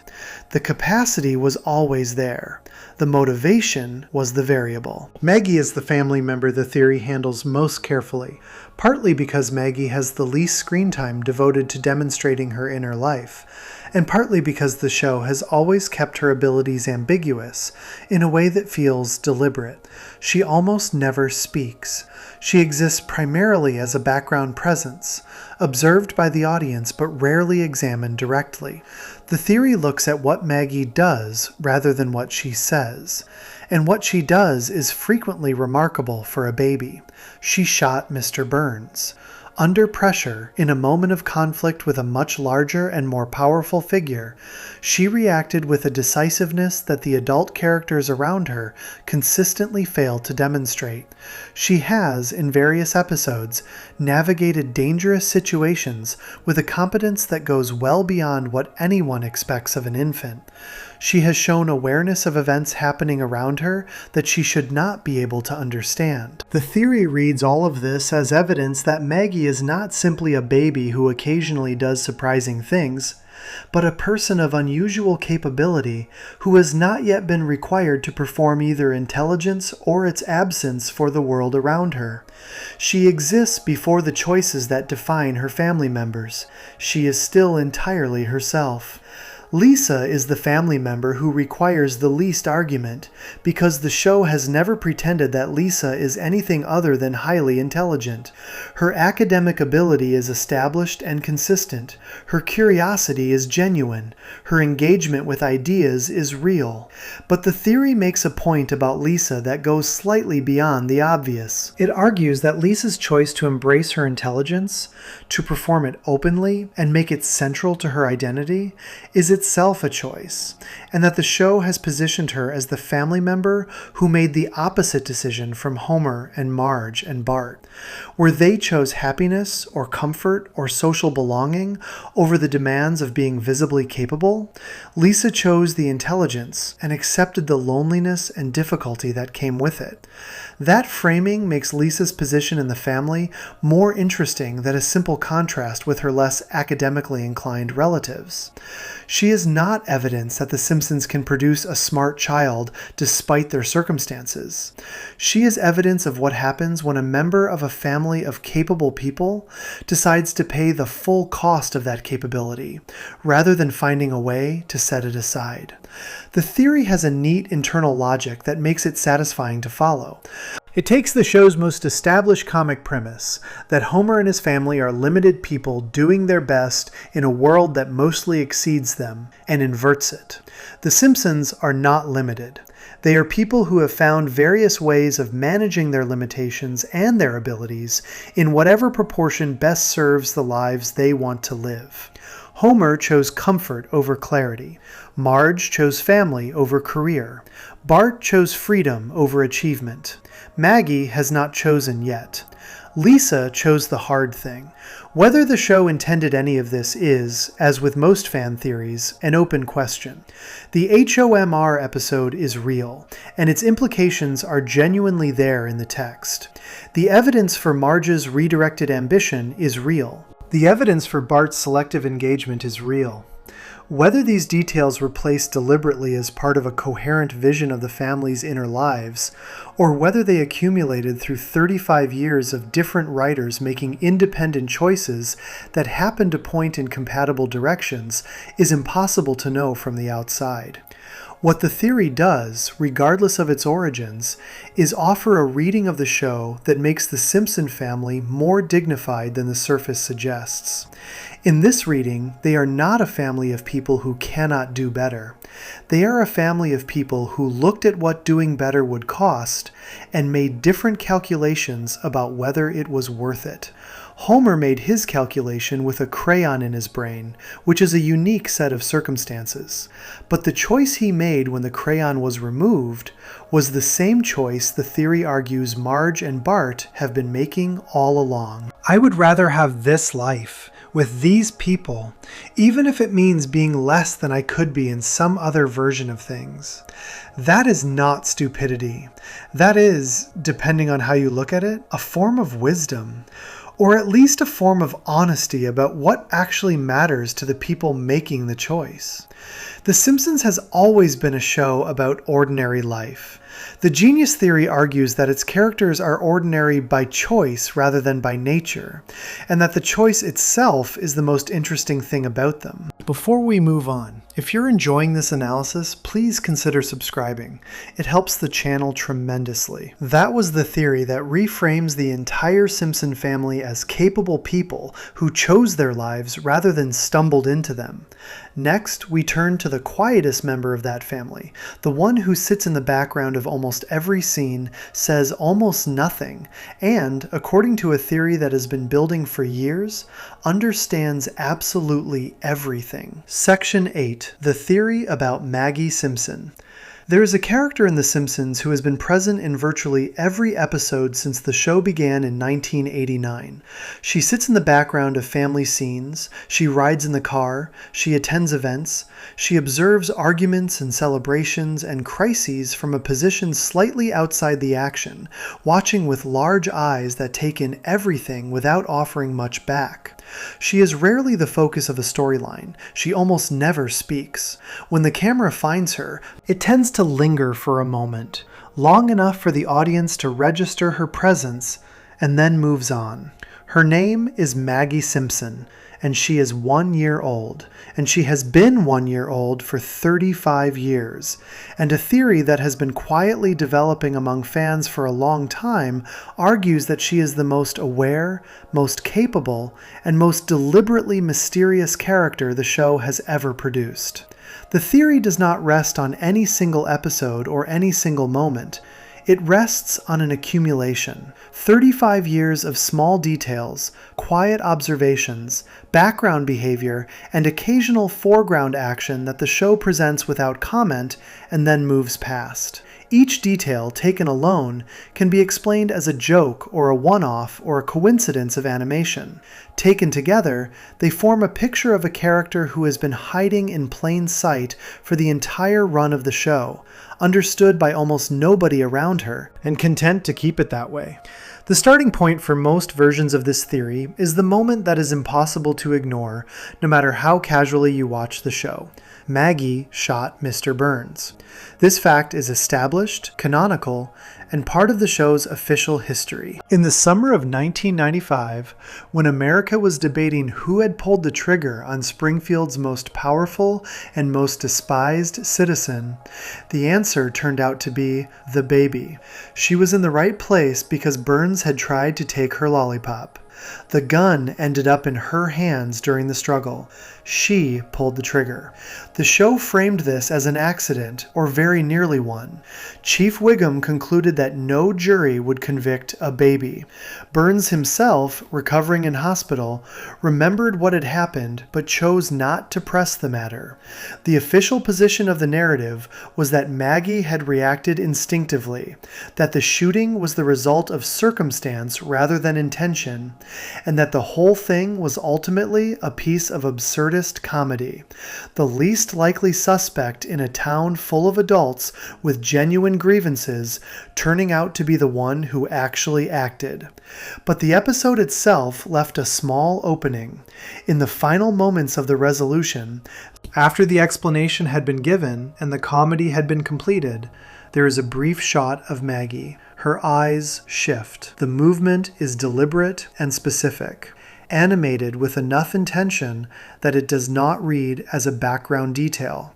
It reads as a character making a decision about what to reveal and what to conceal. The writers who made the episode, Bill Oakley and Josh Weinstein, confirmed in commentary that this moment was intentional. They wanted to leave the question open. Was it an accident? Probably. Was it entirely an accident? The shifting eyes suggest that the answer might be more complicated than the official narrative allows. That moment is where the Maggie theory begins for most people who have thought carefully about it. Not because it proves anything conclusively, but because it introduces the possibility that Maggie's inner life is more active and more considered than the show's framing typically acknowledges. A baby who shifts her eyes at the precise moment when the question of her intentions is being settled is a baby who understands that a question about her intentions is being settled. That level of situational awareness goes beyond what the show ever explicitly claims for her. It is communicated entirely through a single animation choice, and then the show moves on. The theory builds from there through a series of observations spread across many seasons. One of the most frequently cited is Maggie's performance in an episode from season 6 called "And Maggie Makes 3", which tells the story of how Maggie came to exist through a series of flashbacks.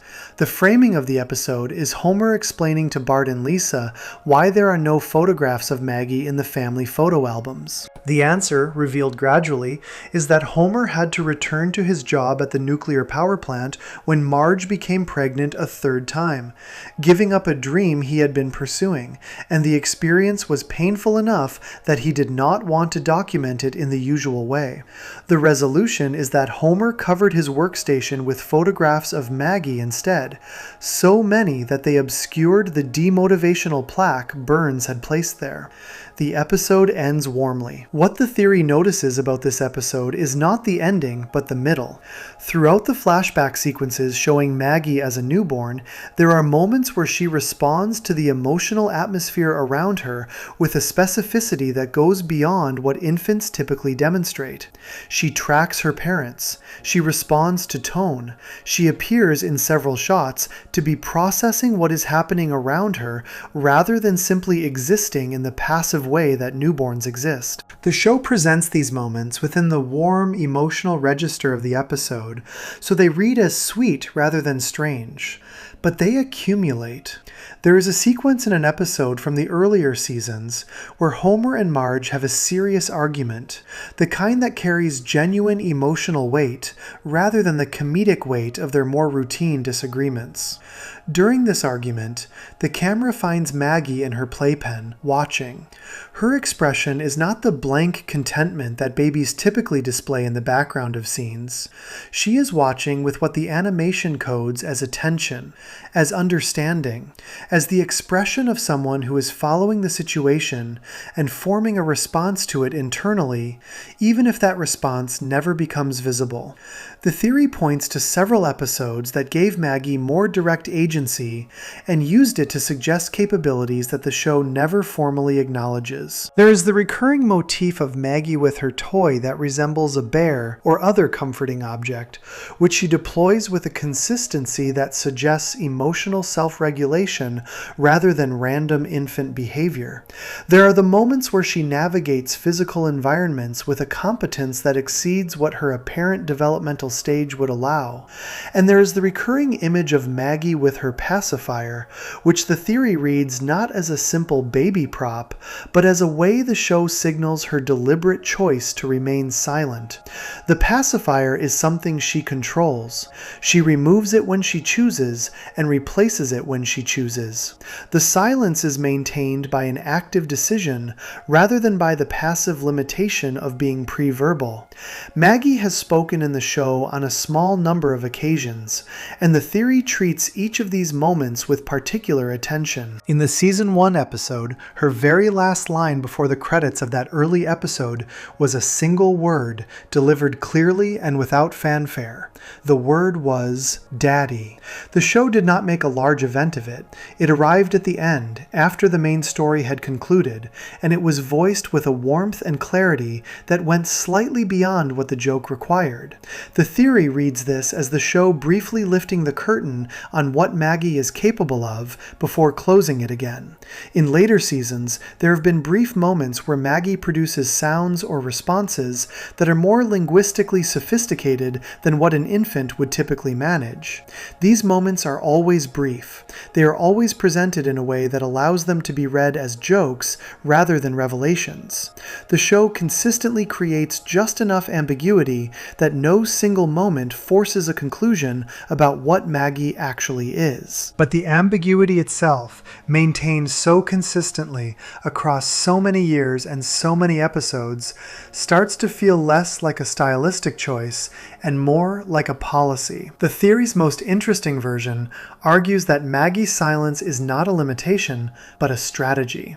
That she observed, from the earliest moments of her existence in Springfield, the way that visible intelligence and capability tend to function in her family and in her town.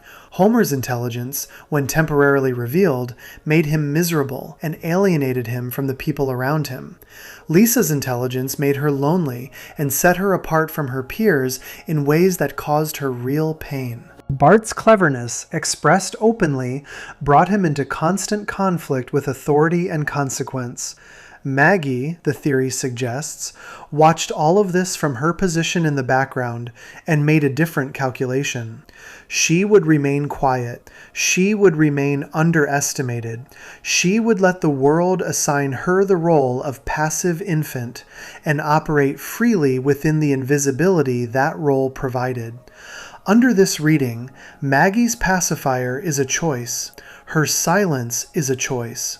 Her apparent helplessness is a performance, maintained with remarkable consistency that keeps everyone around her from examining her too closely. She is the observer of her family rather than its subject. She tracks what happens, she forms responses to it internally, and she acts when action is required, as she demonstrated in 1995 with a gun that found its way into her hands at exactly the right moment. The episode that the theory returns to most often, beyond the Burns shooting, is from the Treehouse of Horror series, specifically a Halloween special that placed Maggie in a daycare run by aliens. Within the context of the special's story, Maggie demonstrated leadership capabilities among the other infants that went well beyond anything the show's regular continuity would support. She organized, she strategized, she communicated with other babies in ways that suggested a shared language of some kind, a system of understanding that operated beneath the surface of what the adults around them could perceive. The special was non-canonical, which means it cannot be used as direct evidence for anything about Maggie's regular characterization, but the theory treats it as the show briefly imagining, within the safety of a non-canonical format, what Maggie would look like if the limitations of her regular characterization were lifted. And what she looks like in that context is formidable. There is a broader point the theory makes about what Maggie represents within the show's family structure. The Simpsons is fundamentally a story about a family navigating a world that is often indifferent or hostile to them, held together by love that is real, even when it is expressed badly. Homer is the chaotic center. Marge is the stabilizing force. Bart is the rebel. Lisa is the conscience. These roles are established and consistent and define how each character functions within the show's ongoing life. Maggie exists outside this structure. She has not been assigned a role in the same way because her apparent infancy keeps her below the threshold where roles are assigned.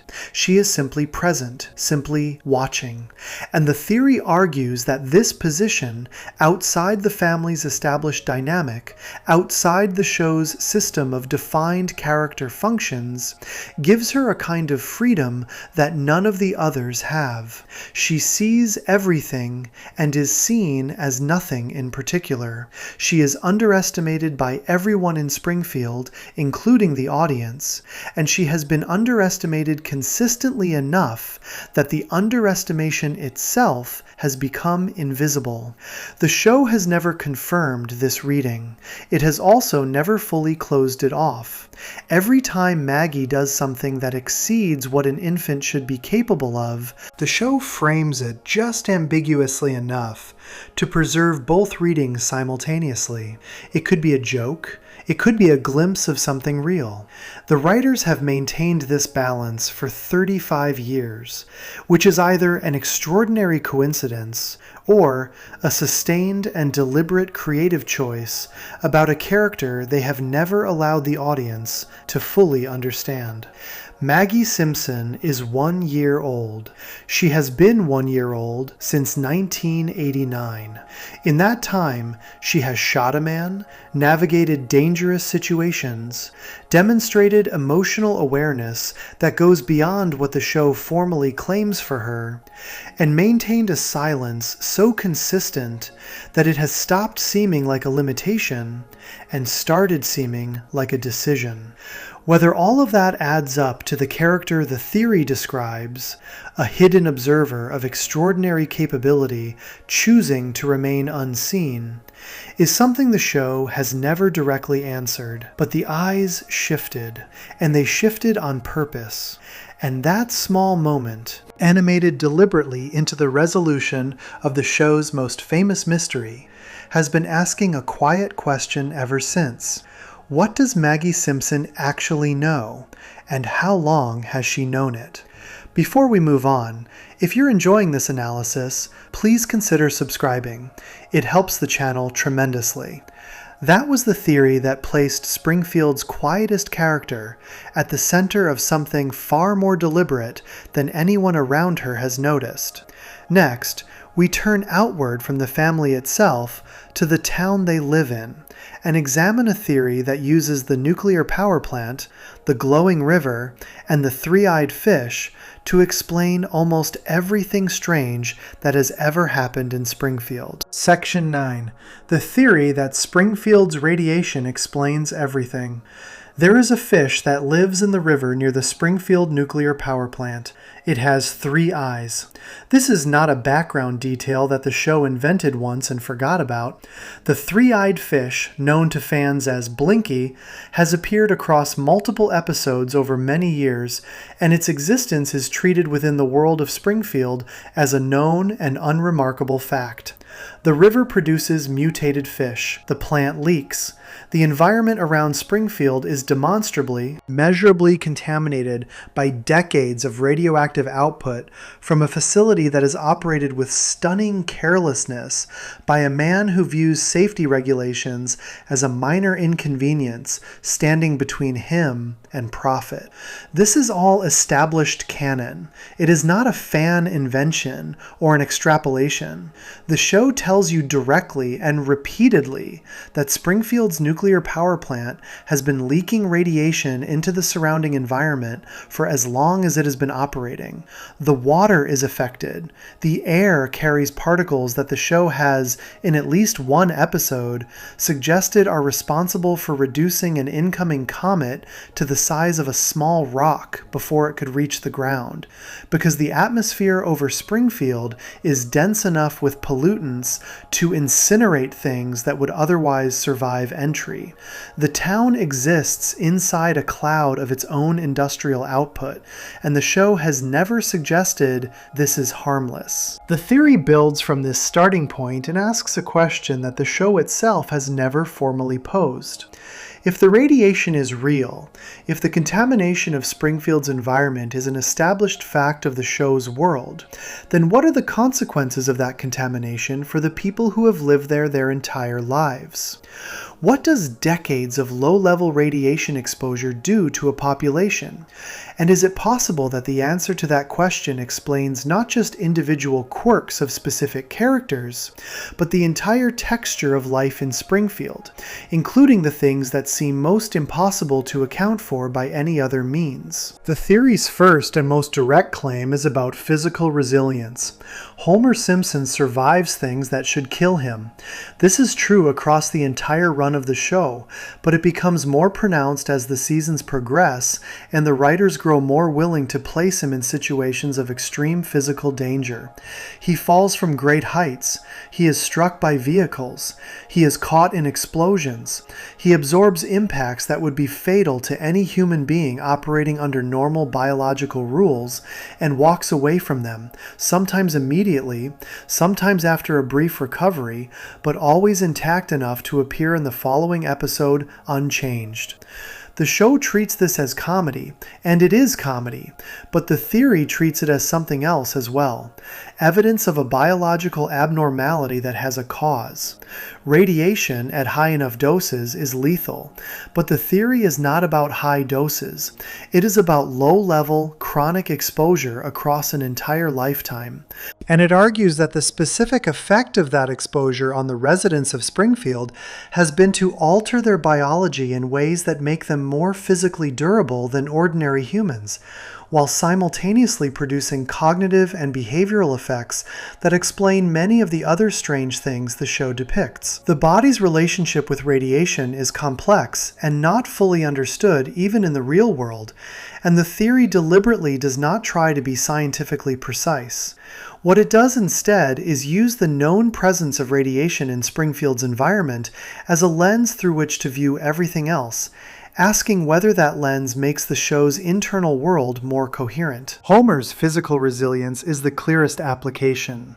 A man who has absorbed the quantity of radiation that Homer would have been exposed to across a lifetime lived in proximity to a leaking nuclear facility, who has worked inside that facility in a role that provides minimal protection from its output, and who has additionally consumed contaminated water and breathed contaminated air for every year of his adult life, would be a person whose cells have been repeatedly damaged and repaired in ways that normal human biology does not typically manage. The theory does not claim this would make Homer superhuman in any dramatic sense. It claims it would make him unusually difficult to kill, which is exactly what the show depicts. The cognitive effects are where the theory becomes more expansive and more interesting. Radiation exposure affects the brain. This is established medical fact, and the effects vary depending on the type of radiation, the duration of exposure, and individual biological variation. The theory does not try to map specific real-world radiation effects onto specific characters in precise ways. Instead, it makes a broader argument that the cognitive landscape of Springfield, the specific quality of how its residents think and reason and make decisions, is shaped by the chronic low-level radiation that has been present in their environment for decades. Homer's cognitive limitations are the most obvious starting point. The crayon lodged in his brain, revealed in the HOMR episode, is the show's official explanation for his reduced intelligence. But the theory asks a prior question. How did Homer, as a child, push a crayon far enough into his nasal cavity that it reached his brain and remained there without being detected or causing more dramatic symptoms?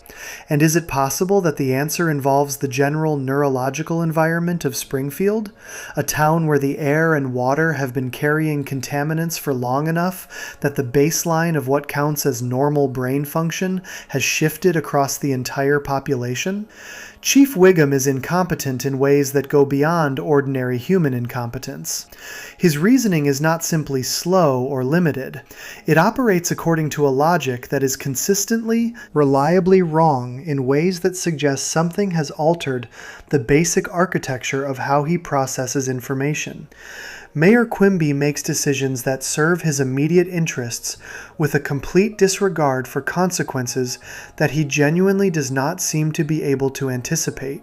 Ned Flanders, who lives next door to the Simpson family and has therefore spent decades exposed to whatever environmental factors the neighborhood contains, experiences episodes of psychological instability that break through his carefully maintained surface of cheerful religiosity in ways that feel less like normal human stress responses and more like a system that has been running under strain for a very long time and occasionally fails catastrophically.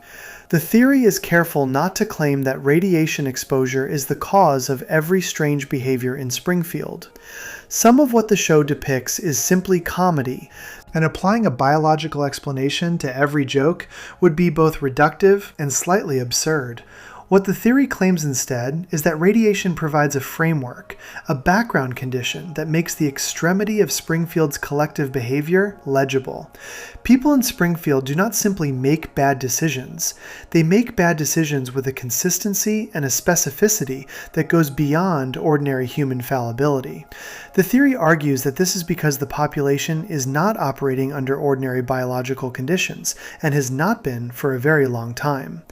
The physical environment of Springfield supports this reading in ways that go beyond the river and the fish. The show has depicted the area surrounding the plant as ecologically compromised in multiple ways. Plant life in the vicinity has shown abnormalities.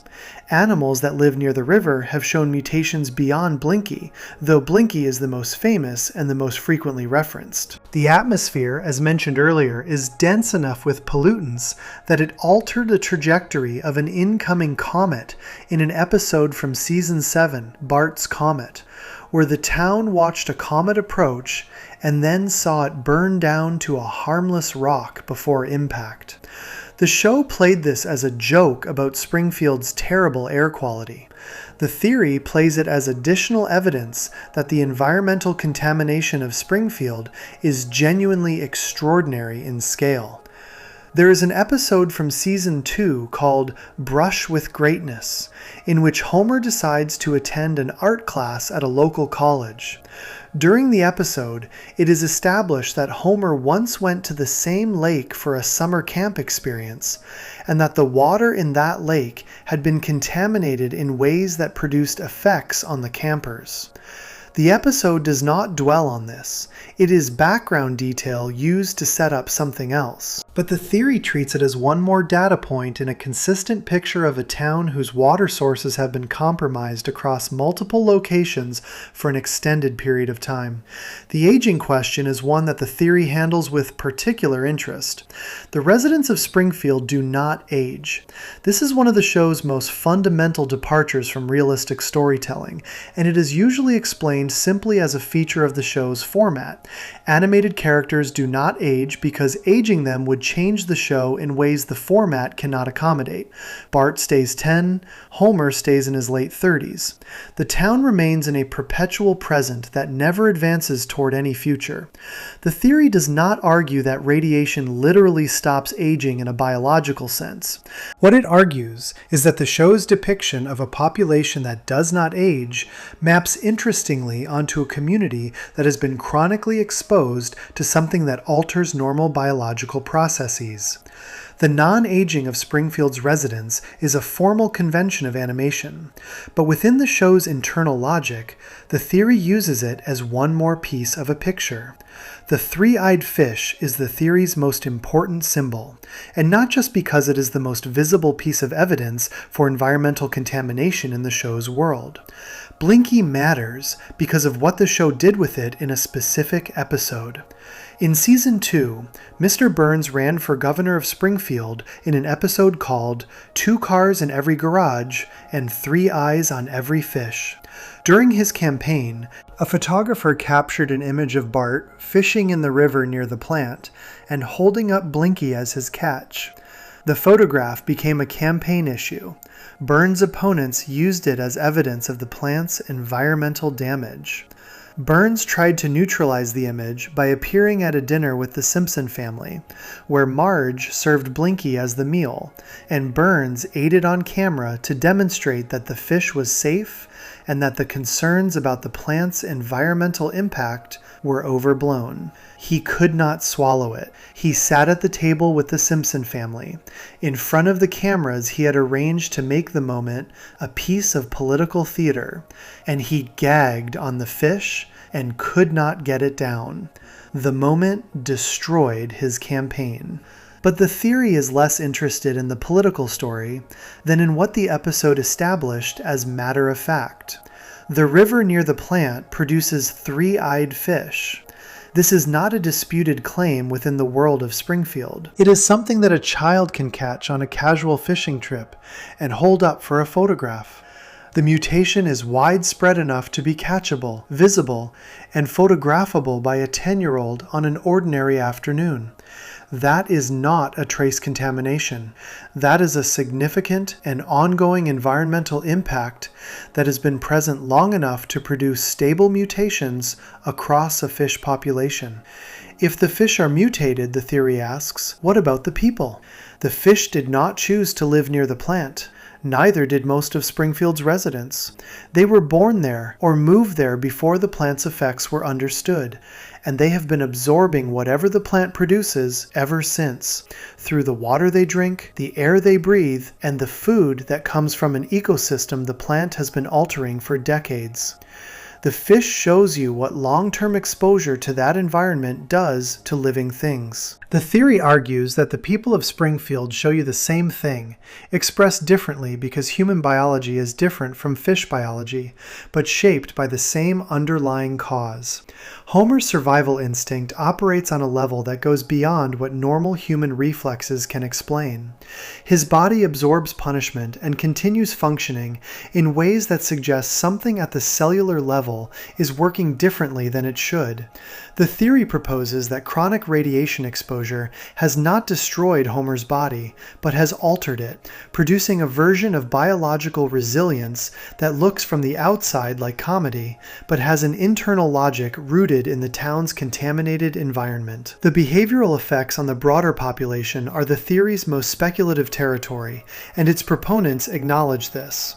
Arguing that radiation explains Mr. Burns's cruelty, or Ned Flanders' psychological fragility, or Chief Wiggum's spectacular incompetence, requires accepting a level of interpretive latitude that goes well beyond what any established science would support. The theory does not claim scientific validity. It claims narrative coherence. It argues that if you accept the premise that Springfield's environment has been chronically contaminated for decades, then the specific quality of strangeness that defines life in that town becomes something more than arbitrary comedy. It becomes a systemic condition with a systemic cause. The plant sits at the center of Springfield's geography and at the center of its economy. It employs a significant portion of the town's working population. It provides the energy that powers the town's homes and businesses.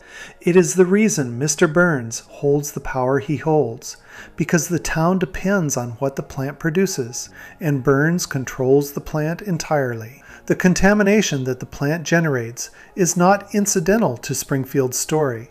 It is woven into the foundation of everything the town is. The three-eyed fish swimming in the river near the plant is not a background joke. It is the show telling you, in the clearest visual terms available, what the plant has done to the world around it. The theory simply follows that image to its logical conclusion and asks what else in Springfield might be explained by the same cause. The answer it arrives at is quite a lot, more than the show has ever formally acknowledged, and more than any single viewing of any single episode would suggest. The contamination of Springfield is a slow, quiet, ongoing fact of life in that town, as unremarkable to its residents as the weather, and as consequential as anything the show has ever depicted.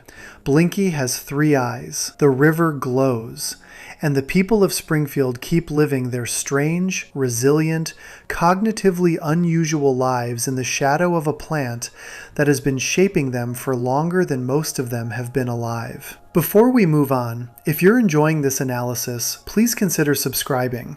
It helps the channel tremendously. That was the theory that used a three-eyed fish and a leaking nuclear plant to build a case for why Springfield works the way it does.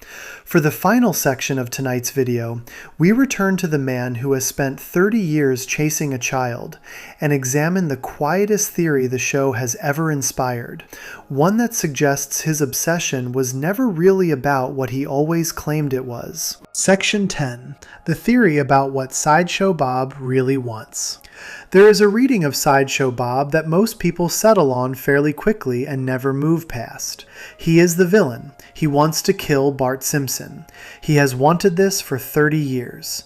Every plan, every escape from prison, every elaborate scheme constructed with the patience and intelligence of a man who could have done almost anything else with his life has been pointed at that single stated goal. He says it clearly and often. He has never been ambiguous about his intentions. Bart exposed him. Bart sent him to prison. Bart has foiled every plan he has ever made, and Bob wants him dead for it. That reading is accurate as far as the surface of the show goes, but there is a theory, quieter and more considered than most of the theories that circulate about this show, that argues the surface is not where the truth lives. The theory does not claim that Bob is secretly good, or that his affection for Bart has replaced his hatred, or that the show has been building towards some redemptive conclusion where the two of them make peace and the long chase ends in reconciliation. It makes a more specific and more interesting claim than any of those. It argues that Sideshow Bob's obsession with Bart Simpson was never really about Bart at all, that the goal he has been pursuing across 3 decades of television was not the killing, but something else entirely. Something the show has been encoding in his behavior since his very first speaking appearance, and that once you see it clearly, you cannot watch a single Bob episode the same way again. To understand the theory, it helps to go back to what Bob's life looked like before Bart Simpson entered it. Robert Underdunk Terwilliger Jr. was, by every indication the show provides, a person of genuine education and real cultural sophistication who had ended up in a place entirely unsuited to his abilities. He was the sidekick on a children's television program. He wore clown makeup. He communicated through whistles and physical comedy, while Krusty did the talking and received the attention and the adulation of Springfield's children. Bob was in the background. Bob was the prop. Bob was the person who made Krusty's show possible through his labor and his skill, and received nothing in return except the indignity of a supporting role in someone else's performance. This matters because it establishes what Bob wanted before Bart Simpson was ever part of his story. He wanted recognition. He wanted to be seen as the person of substance and intelligence and cultural depth that he understood himself to be. He wanted an audience that took him seriously. He had all of those things in some form before he ended up on Krusty's show, or at least he believed he had them. And the gap between what he believed he deserved and what his life actually contained was the source of everything that came afterward. When Bob framed Krusty for armed robbery and was exposed by Bart, something happened that the show presents as a catastrophe for Bob, but which the theory reads differently. Bob got an audience. Suddenly, everyone in Springfield knew who he was. Not as Krusty's sidekick, not as the honking prop in the background of a children's program, but as Robert Terwilliger, a man of intelligence and cunning who had constructed an elaborate criminal deception and nearly carried it off. The exposure and the subsequent trial and the imprisonment were humiliating, but they were also, in a way that Bob could not have anticipated and probably could not have admitted to himself, the most seen he had ever been. Bart put him there. Bart, a 10-year-old boy, operating on instinct and loyalty to his idol Krusty, had looked at the situation more clearly than any of the adults around him and identified the truth. That act of exposure was, from Bob's perspective, an act of violence against the only plan he had for improving his circumstances. But it was also an act of recognition. Bart saw him, not the sidekick, not the prop, but the person underneath, the one who had been capable of constructing the deception in the first place. The theory argues that this is where the obsession was born, and that it was born from something more complicated than simple revenge. Bob fixed on Bart because Bart was the first person who had ever truly engaged with him as an adversary worthy of serious attention. The adults around Bart had missed what Bob was doing entirely. The police had not suspected him. Krusty had not suspected him.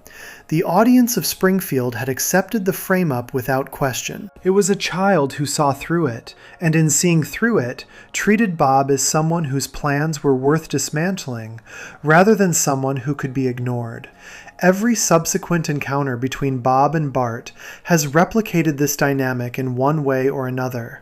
Bob constructs elaborate plans. Bart dismantles them, usually through some combination of luck, instinct, and the particular kind of quick thinking that the show has established as Bart's most reliable cognitive tool. Bob is captured. Bob returns to prison, and then Bob escapes and begins again, and the cycle continues. And the theory asks, why?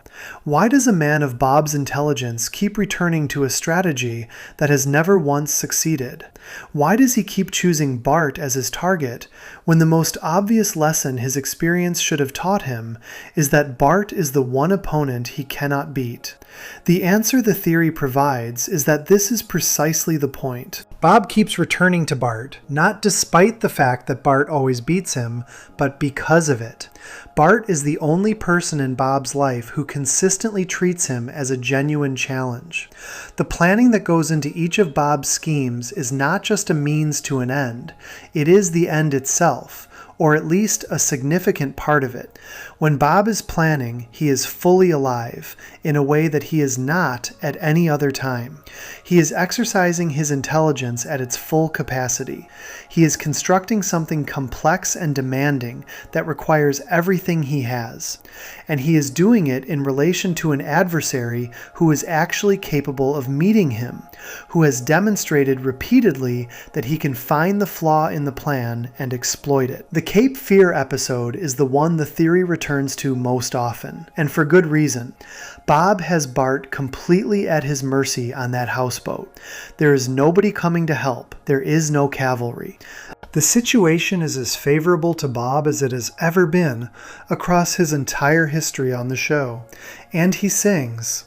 Bart asks him to perform the entire score of HMS Pinafore, and Bob agrees and begins. And he sings beautifully and at length, and the boat drifts to shore while he is singing, and the police are there when he finishes. The question is not why Bob agreed to sing. A man who loves Gilbert and Sullivan operettas and has never had a proper audience for that love would naturally respond to a request to perform one. The question is why he did not notice the boat drifting. Why a man of his intelligence and situational awareness did not track the one variable that mattered while he was focused on the performance. The theory's answer is that he did notice and did not care. Not consciously, not in any way that Bob himself would have been able to articulate, but in the part of him that actually governs his behavior when the moment of action arrives. The performance was more important than the outcome. He was singing to an audience of one, a boy who had asked him to perform and was genuinely listening, and that was worth more to him in that moment than whatever came next. This reading transforms Bob's entire history with the show into something different from a simple villain narrative. He is not a man who keeps failing to achieve his goal. He is a man whose stated goal and his actual goal have never been the same thing, and the gap between them is where everything interesting about him lives. He says he wants to kill Bart. He plans extensively in the direction of killing Bart, and then, when the moment comes, something intervenes. The operetta. The confession of endearment in The Great Louse Detective. The attempt at a new life in Italy that was genuine enough to be painful when it was destroyed.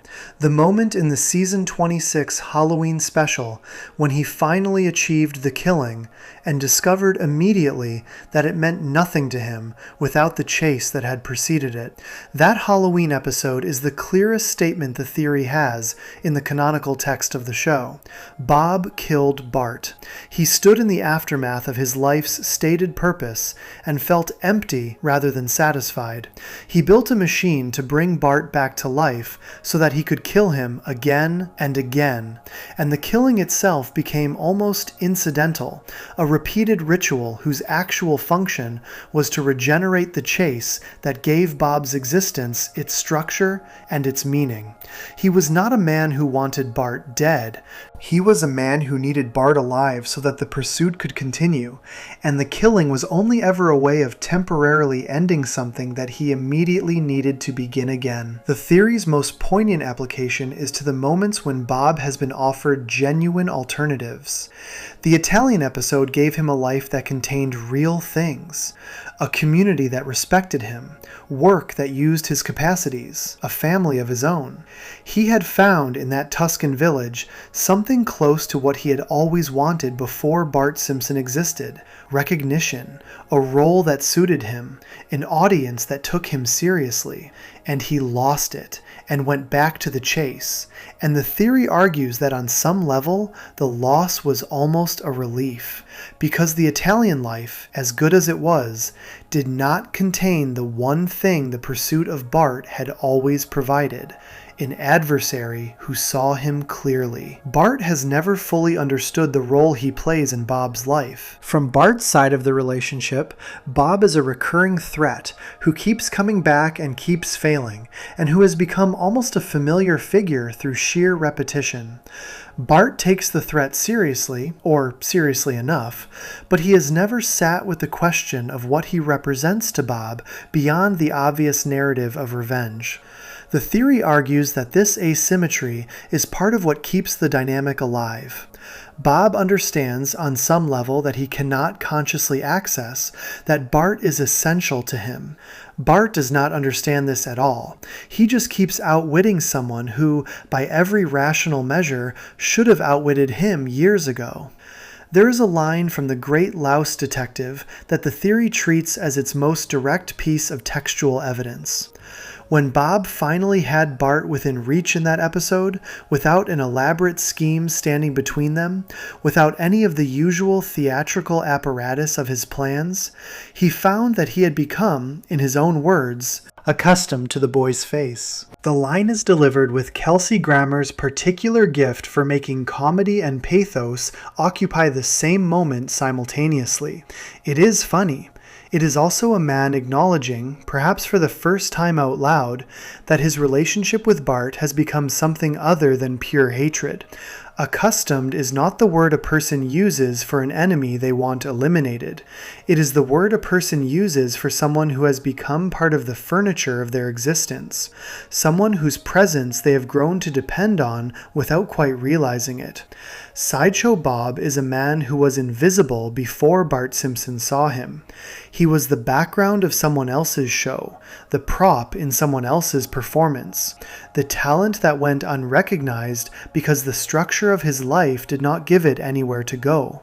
Bart changed that, not intentionally, not out of any understanding of what Bob needed, but through the simple act of looking carefully at a situation and seeing the truth of it. Bob has spent 30 years returning to the source of the only real attention his life has ever generated. The killing, if it ever happened permanently, would end that. It would return him to invisibility. It would make him a man with no adversary and no purpose, and no one who takes him seriously enough to dismantle what he builds. The theory argues that Bob knows this, somewhere beneath the planning and the speeches and the genuine anger that fuels his returns to Springfield. He knows that Bart alive is more valuable to him than Bart dead. He knows that the chase is the thing, and the ending of the chase would be a kind of death for him that no prison sentence has ever managed to produce. And so he returns, and he plans. And when the moment of action arrives, something intervenes, and the boat drifts to shore, and the police are waiting, and Bob goes back to prison, and eventually he comes back. And the whole thing begins again. That is not the story of a villain who cannot win. That is the story of a man who has arranged his life without fully admitting it to himself, so that he never has to find out what winning would feel like. The show never said this directly. It did not need to. It put it in the singing and the hesitation and the accustomed face and the machine built to resurrect the one person whose existence made Bob's own existence feel like it had a point. 30 years, one chase, no ending in sight. And according to this theory, that is exactly how Robert Underdunk Terwilliger Jr. wants it. If you enjoyed this video essay, make sure to subscribe. Thanks for watching, and I'll see you in the next one.